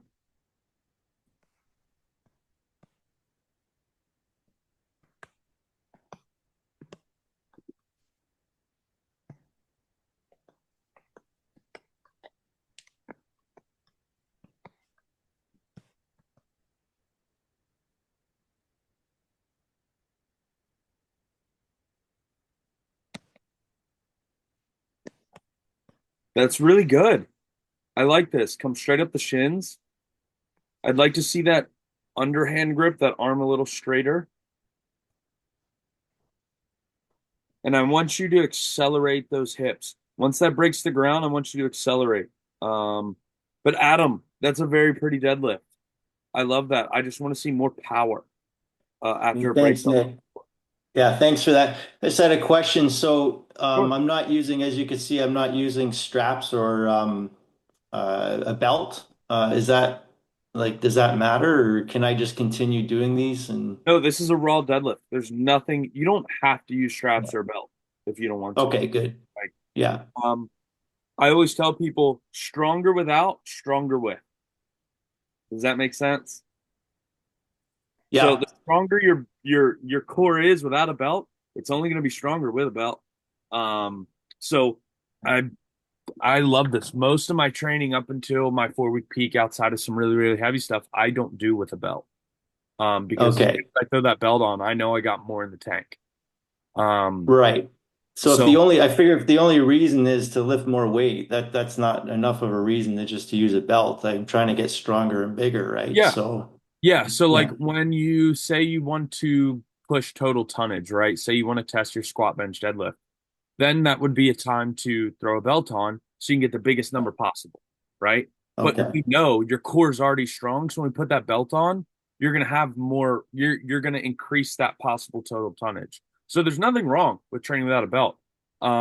Straps typically, say you have high volume work on like RDLs or SDLs or deadlift, and you're on your 5th set in and your grip's just shot, but you need to finish the set so that the big muscle group, your posterior chain, still gets the workout.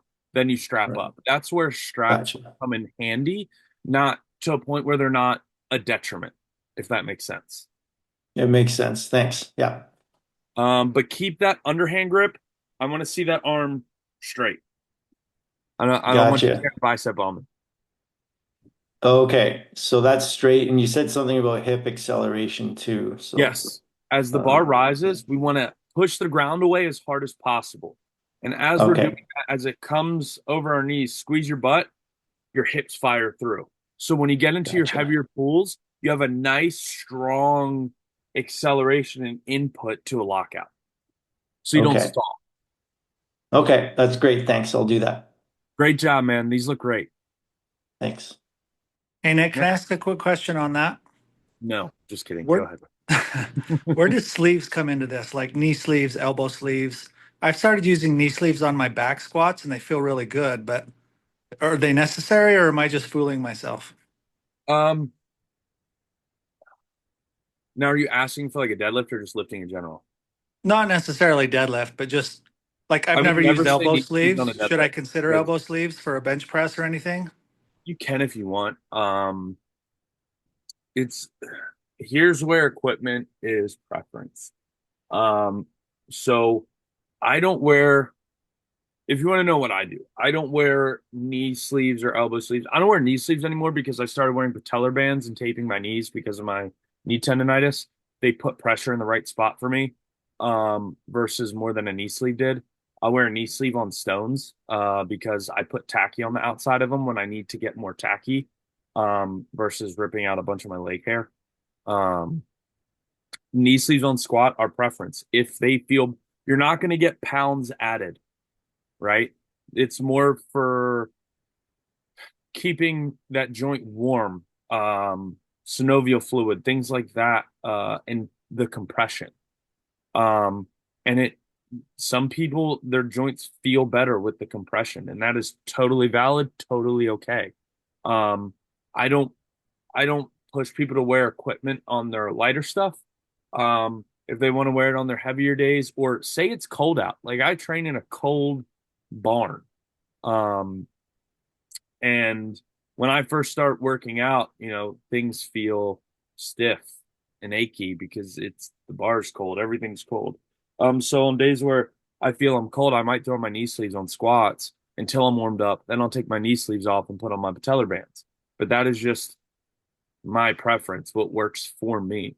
Are they necessary? No. If you try them and you like them and your knees feel better, awesome. that's pretty much it. It's really person to person. It's not one's better than the other. Okay. It's not a black and white. And does the same thing go with like leg presses, a wrap versus a sleeve on the knee? A wrap is a different ball game altogether. Okay. A wrap, it comes from equipped powerlifting. A wrap, if you're wearing wraps how they're intended to be used, a wrap cuts off circulation because it absolutely gives you spring out of the hole. If you see people wrapping their knees on heavy squats, it's doing something if they did it right. Like wraps are, I can't tell you, there's not many things I hate more than wearing a deadlift suit. I wish I wish they were banned in the sport because it's just a pain in the ass. But there's not many things I hate more than the deadlift suit, and wraps are up there. They are brutal. If you don't plan on doing, unless you have a knee injury or you don't plan on doing equipped powerlifting, don't even bother with wraps. Okay. Like a knee wrap. Wrist wraps, fine. That's support. I would save it for your moderate to heavier sets because, like I said, stronger without, stronger with. But equipment like that, knee sleeves, elbow sleeves, is really all preference. Your joints might feel a little bit better with them on, and that's fine. They're doing their job. For me, okay. I used to wear them all the time. Now I pretty much train unless I'll typically just use a belt on some of my heavier stuff, but I don't really outside of my knee patellar bands. Yeah. Awesome. Thanks for the clarification. Sure. Next.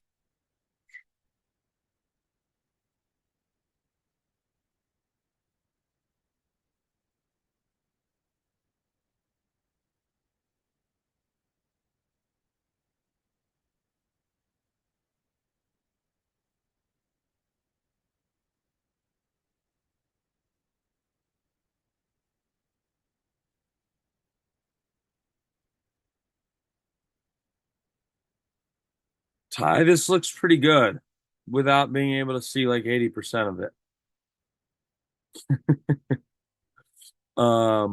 Just realized it got cut off by a bunch, and I'm like, oh, that's a crappy video. You know what? From the rib cage down, everything looks together where it's supposed to be. Your legs aren't dancing around. I like to see you squeezing your butt. So you get that leg drive in. I couldn't really see bar path, but it looked good. It looked like he blazed through that pretty easily. So it wouldn't be too much to ask. We can if it's something you're really trying to work on right now, have the actual bench press in the video. Yeah, I'll work on that for next time. My camera work. My man. Next.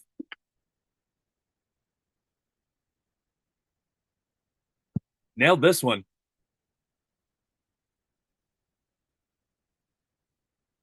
Roll a little bit more towards your belly button and less towards like your armpit.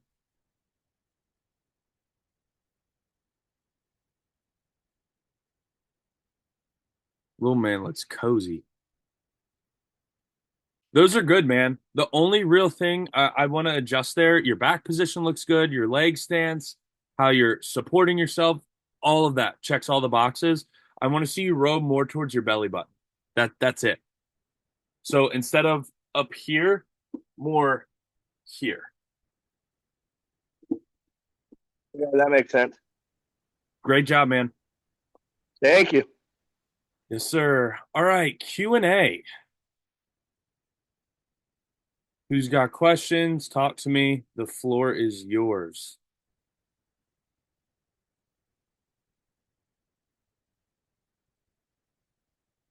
You submitted a video late. Is it possible to check it, or is it too late?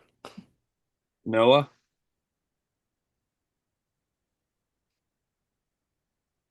Yeah, let me check it out. 1 sec.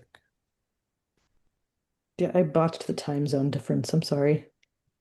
It'd be like that sometime, you know? Yeah, after it was later. We've all done it at one point in our lives. Yeah. Tish, you had a stiff leg deadlift? I did. Okay. One sec. Just let me open it up.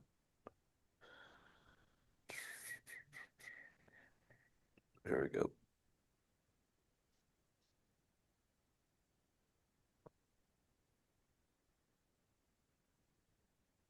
Entirely too many tabs on my computer, sorry.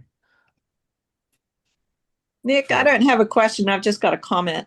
I've noticed, being with Pump Club for 2.5 years now, I've noticed that less is more. That if I don't fidget when I'm getting ready to lift something, I lift better. Is that a thing? Yeah, I literally worked on it with Ketchel this entire last training block. Was him getting down to the bar in a deadlift and not fucking around. Yeah. Yep. But we got to get your setup on point. So when you approach, boom, you're there, you know where to be, brace, you go. Yep.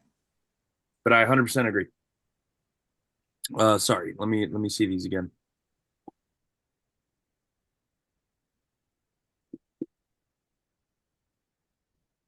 That's right. You're working with that easy curl bar. Yeah. Yeah.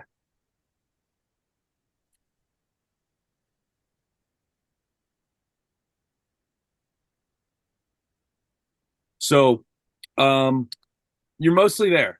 A few things. When it comes to a stiff leg deadlift, we have less leg drive to no leg drive.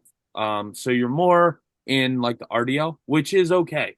Again, I talked about this earlier in the thing. When it calls for SDL, RDL, if you're doing one or the other, somewhere in between, I'm totally fine because we're hitting very similar targets. With that being said, how you picked up the bar, you're out front and you can start a stiff leg deadlift. I always tell people when you pick up the bar to enter, start your RDLs and SDLs from the top down.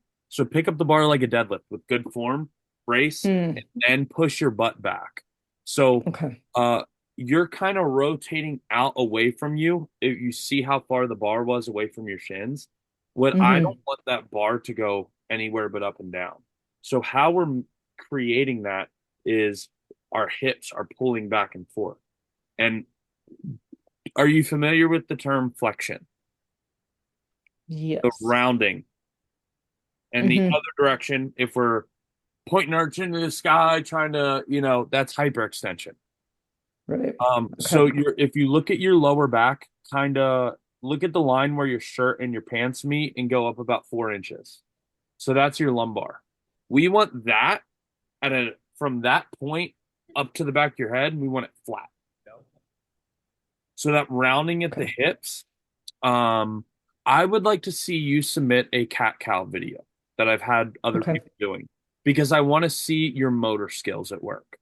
And what I mean by that is I want to see if you have the motor skill or movement spatial awareness to create interior pelvic tilt. And what I mean by that is interior tilt is I'm pushing my tailbone to the sky. Anterior tilt is I'm pushing my tailbone to the floor. Does that make sense? Got it. So when I interior tilt and turn the top of my pelvis down, pointing my tailbone up to the sky, I'm pushing my belly button to the floor as well.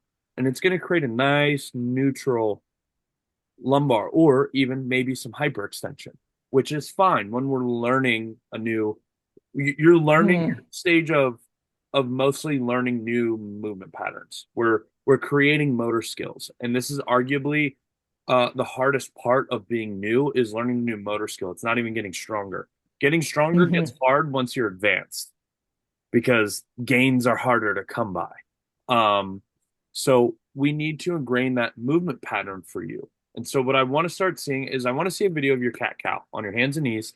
And then I want you to apply that cat-cow position. Again, I don't know which one's cat and which one's cow. I just assume cat because it's the first one. Cow. I don't know how cow got into the equation at all. It doesn't make any sense to none, zero. It does. If you grew up in the country, you know that a really good conformation for a cow is a flat back. So there you go. Well, I grew up on a beef cattle farm, and most of them don't have flat backs. Yeah, they do. What's wrong with you? They have a typical dip, and we're getting way off topic here. April, leave me alone. Uh, but yes, I want that that confirmation of that movement pattern, and then we can take that and apply it to the Okay. lift. So I want to see you doing it without any other stressful factors, just in the cat-cow position. Okay. And then we translate it into this lift, because what you should be doing is you should be pushing your butt past back your heels. So it's literally like, I have a giant shirt on. You're reaching back versus doing this, and my hips relatively stay in the same position. I'm reaching back past without folding. So your hips glide back and forth. They're on a nice linear plane, bars on a nice vertical plane. So it's doing this is essentially what's happening. Okay. Make sense? I think so.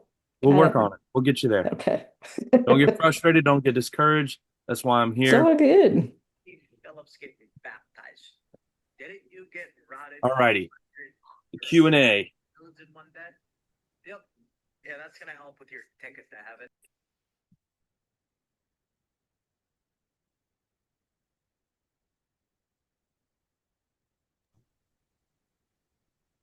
You have any questions after all of that? Not a single one. I see one in there from John. Is it better done on rest days for foam rolling? Rest days, post-workout, or does it matter? Say that again? Sorry, I read that all crazy. Question on foam rolling. Is it I see better it. done? Okay, yeah. Yeah. Is it better done on rest days or post-workout, or does it matter? Not really. Some people do it before, some people do it post, some people do it on rest days, or some people do it all three.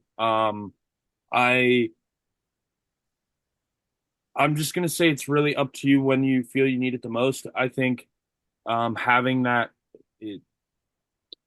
I do sports massage because that's the most effective form. Foam rolling is like the most stripped down, minimal version of what a sports massage is doing. I prefer sports massage because I carry so much tension. I can't put enough weight onto a foam roller to get it to do what it needs to do. But I use foam rollers for other things with that in the stretching side of things to create heel elevation and stretch and things like that. So I still use them and use them for hyperextension mobility as well. You can throw them in whatever works for you. Some people love warming up with them. Some people love doing cool down with them. Some people love doing them on the rest days. So this is where I really want to emphasize to all of you that with this lifting journey, lifestyle, whatever you want to call it, there's going to be some format of trial and error. Like, there are going to be some things where, like, yeah, you can try that and see if it works for you, right? And it's part of the process. We can't put everything into an article. We can't put everything into put it up on a silver platter, because you know your body better than anyone. So with that being said, try it before, see how you like it. Try it after, see how you like it. Try it on your rest days, but you can't just do it once and expect a result. You're gonna have to do it, the ladder for weeks, and see how that feels for you. So strap up, play the trial and error game, especially with recovery, warm up, and cool down things. Some people love a sauna. I hate them, probably because I've got some sort of trauma bond with them from cutting so much weight in them all the time, spending hours in a sauna while everyone around you's drinking water, and you just want to punch a baby in its face for a Dixie cup of water. That's what thirst does to you. So I don't like saunas because I've spent so much time in them. Some people love cold tubs. I'll use them every once in a while, more for acute or after I peak and I'm cutting weight, for recovery purposes. Some people love Theragun.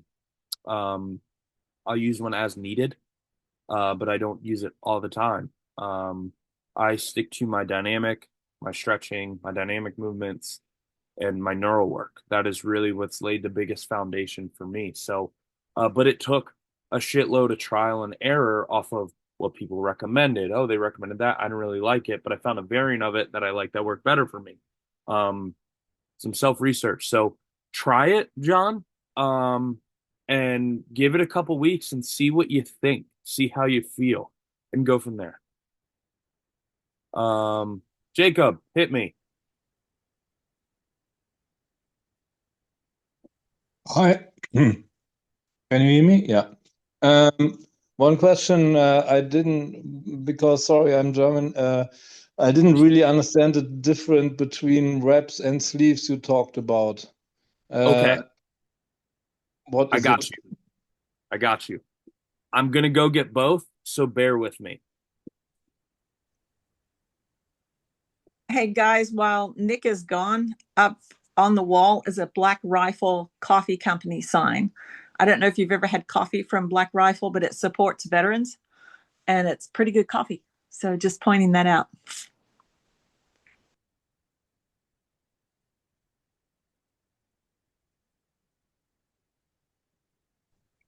Like you're doing Nick's job for him, April. Whatever she said. Well, that wouldn't be the first time, would it? Listen, wait until you see what video I'm submitting next week, because I feel it's my job to help instruct Nick. You know, he's almost got it, but there's a few things missing. So I got a nice video for him next week, and Noah will be happy to put it up.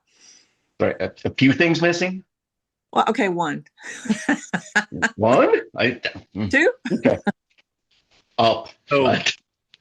Jacob, this is a knee sleeve. This you literally, I'm gonna put it on my arm because I've got sweatpants on.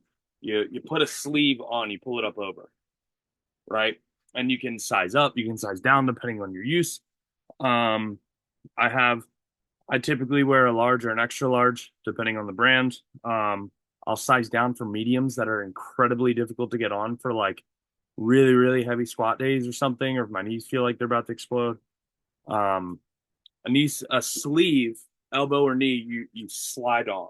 It's a sleeve. These are knee wraps. They're literally like 5 foot long. So I'm not going to unwrap the whole thing. They're triple ply. They're like, I'm pulling hard and that's all the stretch that's in it. And what you do with these is basically you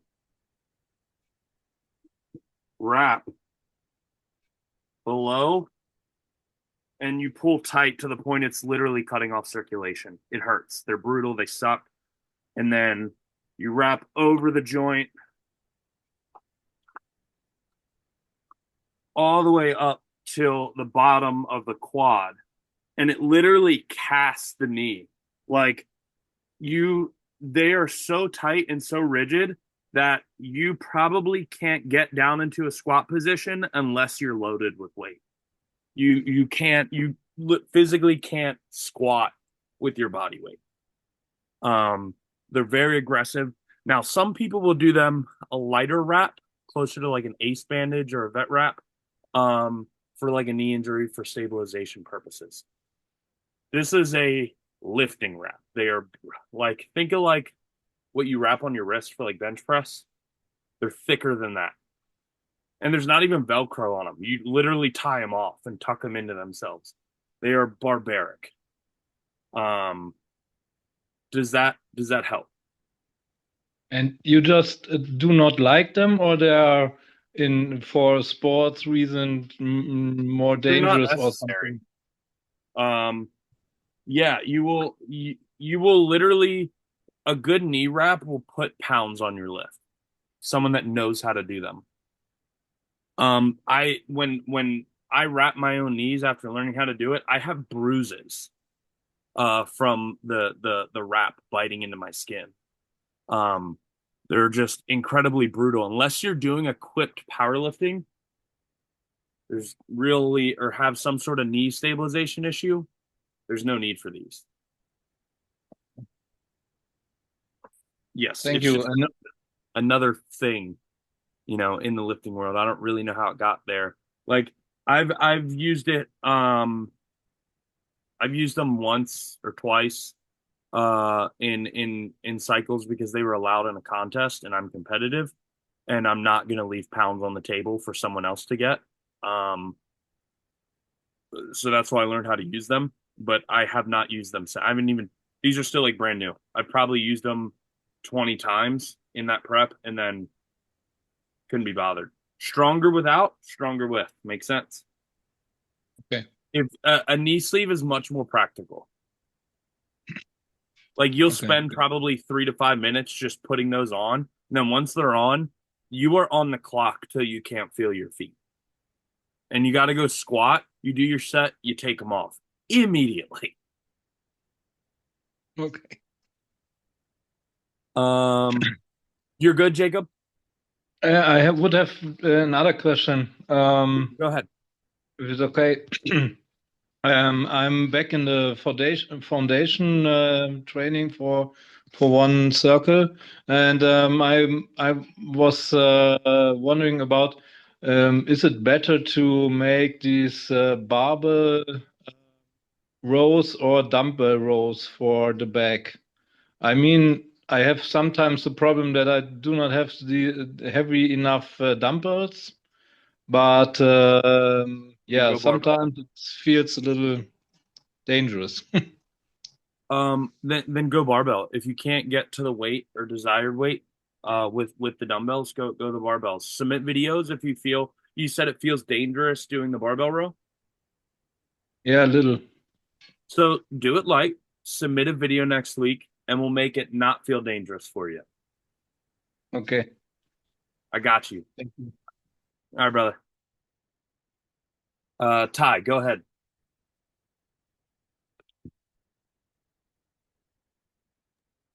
So I'm coming back from my Achilles injury and, really motivated, wanting to get back into things. I restarted my foundation, but it's a 3-day foundation, but I feel like I need to go more days a week. Would you recommend just sticking to the 3-day foundation right now as I'm getting back into it and then go to more days a week after I'm done through that? How far post being cleared are you? 2, how far into the foundation are you? Well, I just restarted the foundation this week, so I'm only 2 exercises in to phase 1, and then, Give it 4 weeks. 4 weeks, okay. And technically, I just graduated PT today. Like, PT guy said, I'm done. I don't need to go to do PT anymore. I'm cleared and ready to go, but I've been cleared to start lifting a while. Once you're cleared, give it 2 weeks of running the foundation. With solid effort within the realm of your safety. And then if you're like, man, I need more, go to add a day. Okay, cool. Thanks. Yes, sir. Peggy, go ahead. Hey, Nick. So I do better in writing than verbally, but let's see if I can get this idea out. So I failed a max effort lift and I got stuck right below the knee. And while I'm there, it feels like time totally slows down. Does that happen to you? Yeah, when you're like the point where you're stall and you're like, I'm not sure if I'm gonna stand up with this or not. You stall out, and then I lost all connection with, I don't know, it was like I panicked and I lost connection with my body. I couldn't feel anything. I couldn't get anything to move. It felt like I was in a cartoon just spinning my wheels. Do you have any ways to, I know we don't have a lot of time when we're in that position because our energy is plummeting. Do you have any psychological tricks to snap back into your body and feel your nerves and push through? Or do I just have to get stronger? For me, Yeah. when I feel that sticking point happen, for me personally, I have a brief moment where I get fucking mad. Like I get I'm I have a moment of just being absolutely furious that like I'm not standing up with this right now, and it pisses me off. Yeah. And then there's like this thought of there's some words, some self-deprecation that all happens very fast. And then I either get folded and I ain't got the juice, or I stand up with it. So with that territory, a lot of that's going to come with exposure. And seeing this is where a phrase that I learned early on by, you know, one of my first coaches, Brian, is you figure out who you are in some of those moments of some people will lift their entire life and never get to that point in a lift. They'll never push themselves that far. Some people will run into it and quit. Some people run into it and give it all they got and either pass or fail. But as long as you know, like that was everything I had. I didn't like, you could have, the cool thing, not cool thing, the frustrating thing about that spot is someone could put a feather on it and it'll fold you. Someone could put a pinky underneath of it and you come up out of it.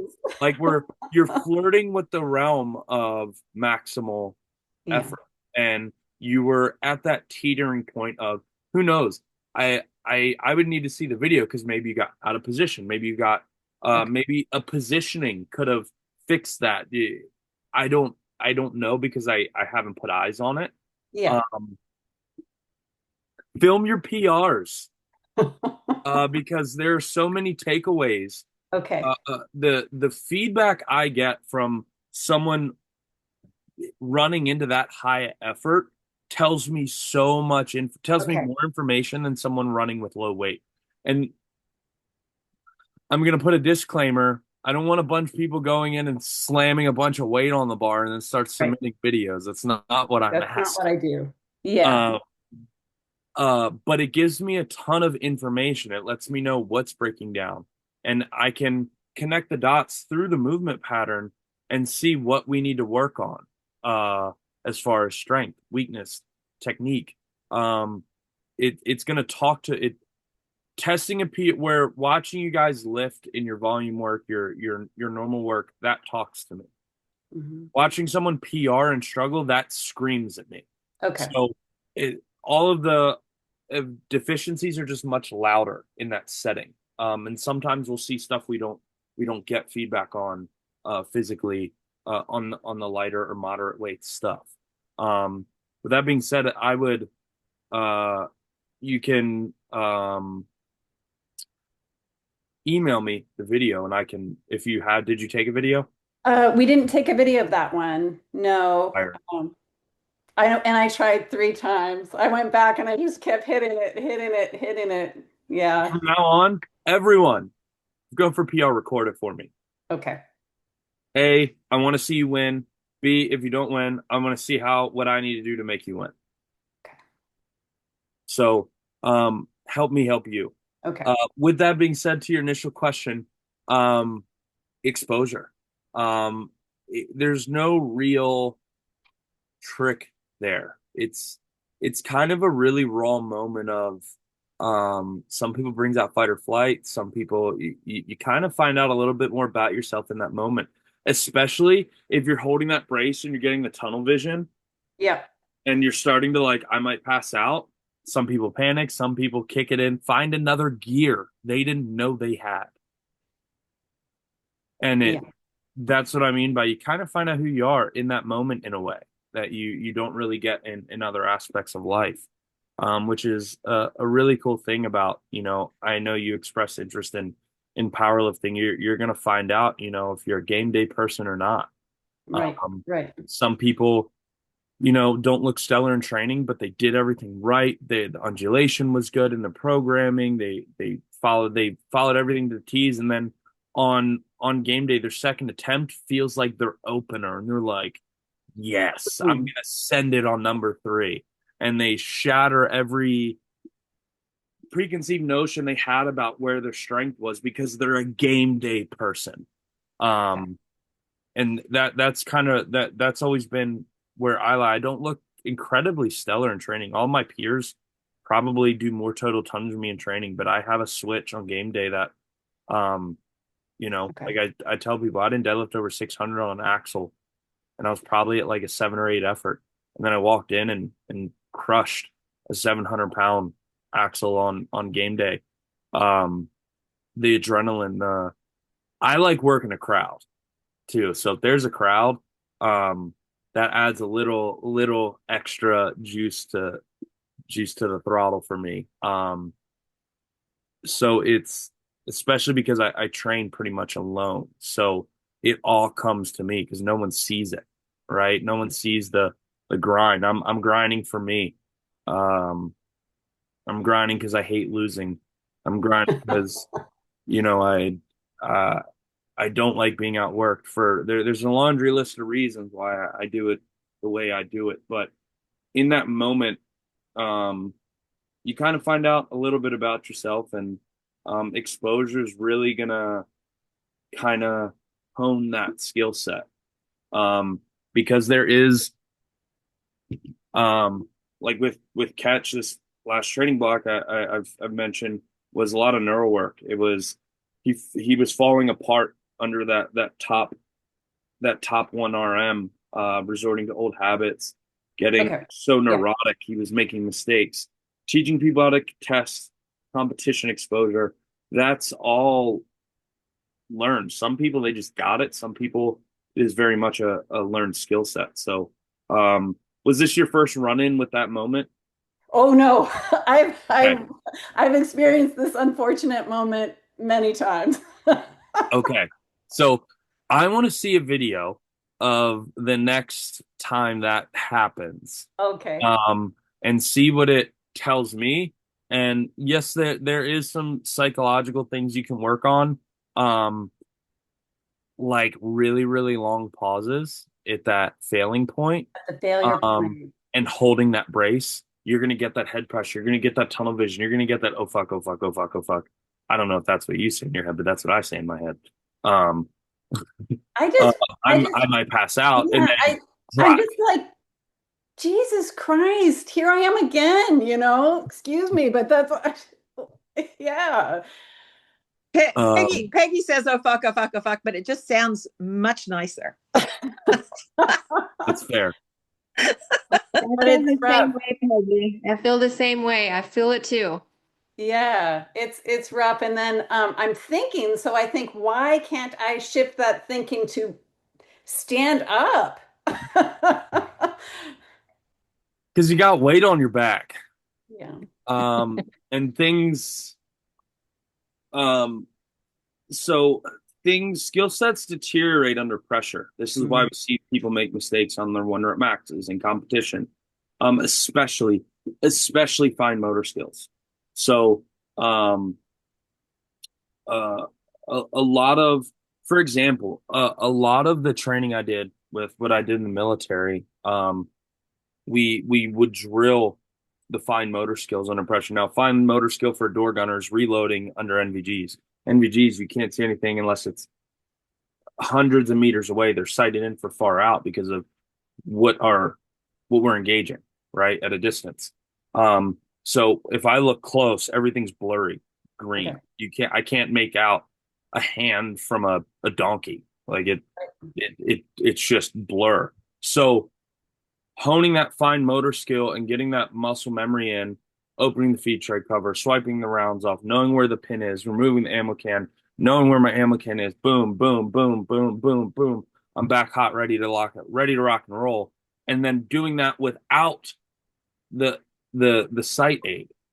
So it's the same thing when you're going after that 1 rep max that you're failing on. We are in our heads, we're panicking, we're there under the bar, we might fail. What we might not be doing is we might not be driving back into the bar like we normally would. We might not be squeezing the bar with our hands and driving up on it. We might not be doing all the little things that we get right because now pressure is involved and things deteriorate. Exactly. So exposure, reps, that's how, to where the point, it's not a thought. We don't have to consciously think about those cues. Our body does it. And it's something we'll always be doing. it's something I do with overhead. I'll still make mistakes on, especially in training. I need it to go right one time. We're training for it to go right one damn time, and that's on game day. That's it. That's when we're testing. We're doing all this work, reps and reps and reps and reps and reps and reps, and coaching, food, for it to go right one time. I know. When we test.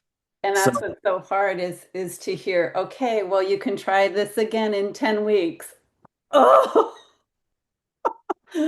It might just some neural work might help, like adding in tempos, adding in pauses, getting used to that head pressure and that long term stalling, because 3 seconds feels like 30 there. It does. I've literally done it. I've literally done it and refused to give up to the point I passed out. Well, that's the thing is when you call it, you just I could stay there all day. It feels like just. And that could be for a number of reasons. So record it. Okay. And we'll figure it out. Thank you so much. Yes, ma'am. Signed in. Andy. Hey, so I think it's kind of building off what you were just saying, but how do you recommend that we practice form? So I'm the type of person who I need to do something like a motion deadlift 1,000 times, concentrating on perfect form before I can just walk up and rip one out. So I've been doing like ultra lightweight on my rest days and videoing my forms and just trying to kind of tweak it there without actually the weight on, but then it feels different when I've got a fully loaded bar, So do you kind of it always will. Yeah. So you're wondering, so let me get this straight. You're wondering, how do we practice form when we're not actually lifting? Yeah. Like how do I lock in that good form without, Yeah. So doing stuff, I've done stuff with a PVC pipe.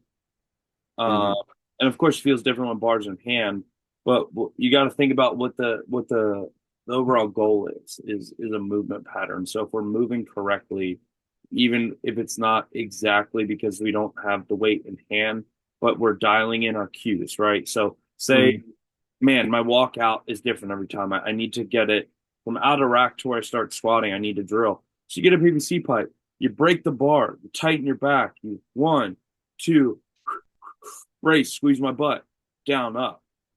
Do it again, rinse and repeat. Things like that. But how we practice form is the actual training. It's those training days. You're practicing form, you're practicing cues. Each one of those is an opportunity for practice. I always tell people it sounds corny, but visualization. Visualizing what right is and what I need to do that next day. So like if I know I have a big, say, test day coming up, I'm visualizing all week of going right. And then because I'm a psychopath, I visualize it going wrong right before. And that's what elevates me because I hate failing in any capacity. And then once I'm elevated, I go back to that visualizing of doing it right. And I walk out there with that being the last thought. And then silence. And then it's so visualizing can help. What I want to avoid is you adding extra fatigue on a rest day. And that's what I'm worried about. Going through those movement patterns with either no weight. Is there anything specific that you're intentionally working on? No, I mean mainly just getting the main lifts in good form. Like I think I've got my deadlift fairly dialed in. You looked at that a couple weeks ago, and you look good. Yeah, told me just keep working on it. But yeah, to get there, I just did a lot of practice on my rest days, and I would set up one bar with my full weight so I can feel like what it feels like to get in a position with the full weight and get the tension out of the bar. Then I would turn around and start lifting the lightweight, kind of thinking those same cues. So I don't know if that's like a good way to do it, but I feel like I do get to the point on some rest days where I'm kind of a little tired after doing the practice. Yeah, we don't want to do that much. Yeah. We want rest. We want rest to do its job because there is a testament to going in recovered and lifting better, even just from a mental standpoint, right? So when it comes to loading weight on a bar, I wouldn't. If it's like, get a 1-inch PVC pipe, practice snapping the bar, right? And practice snapping it in position, like things like that. And when we're snapping it, then you add in the cue of bringing my back into it, bringing my back into position. So then you're doing it all at once. So when you approach the bar the next training day on your deadlift day, you just do that exact same thing, knowing that the bar's not going to bend like the PVC pipe, but that bending gives you physical. I know what's happening, right? And we're not adding weight and taxing unnecessarily. Okay. Sounds good. Thank you. Yes, sir. Anyone else?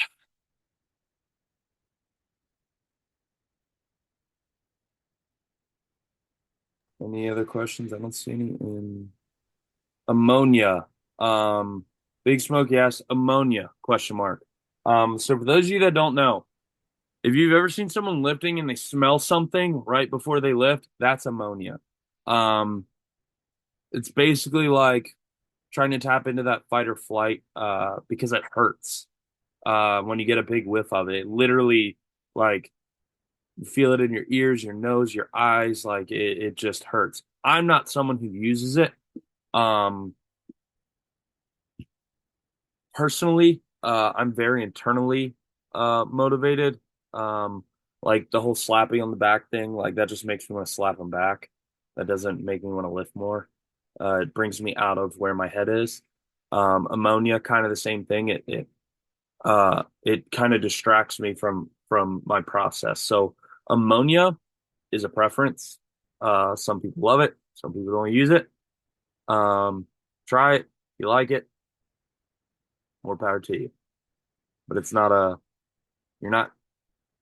it's for a mental thing. It's not physically, it's not cocaine. You're not gonna sniff it and then off to the races. It's a nervous system thing. So if it works for you, if you like it, that's awesome. It's not for me.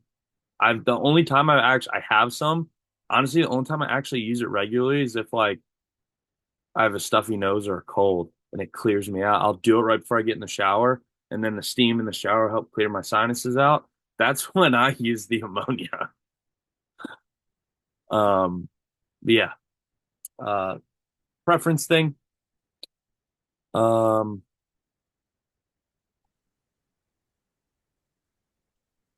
don't see.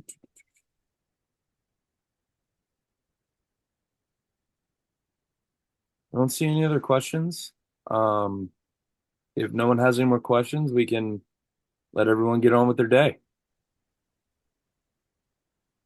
Thanks, good? Coach. Thanks, Nic. Thanks, Nic. Thanks, Of course, Nic. guys. Have a good weekend.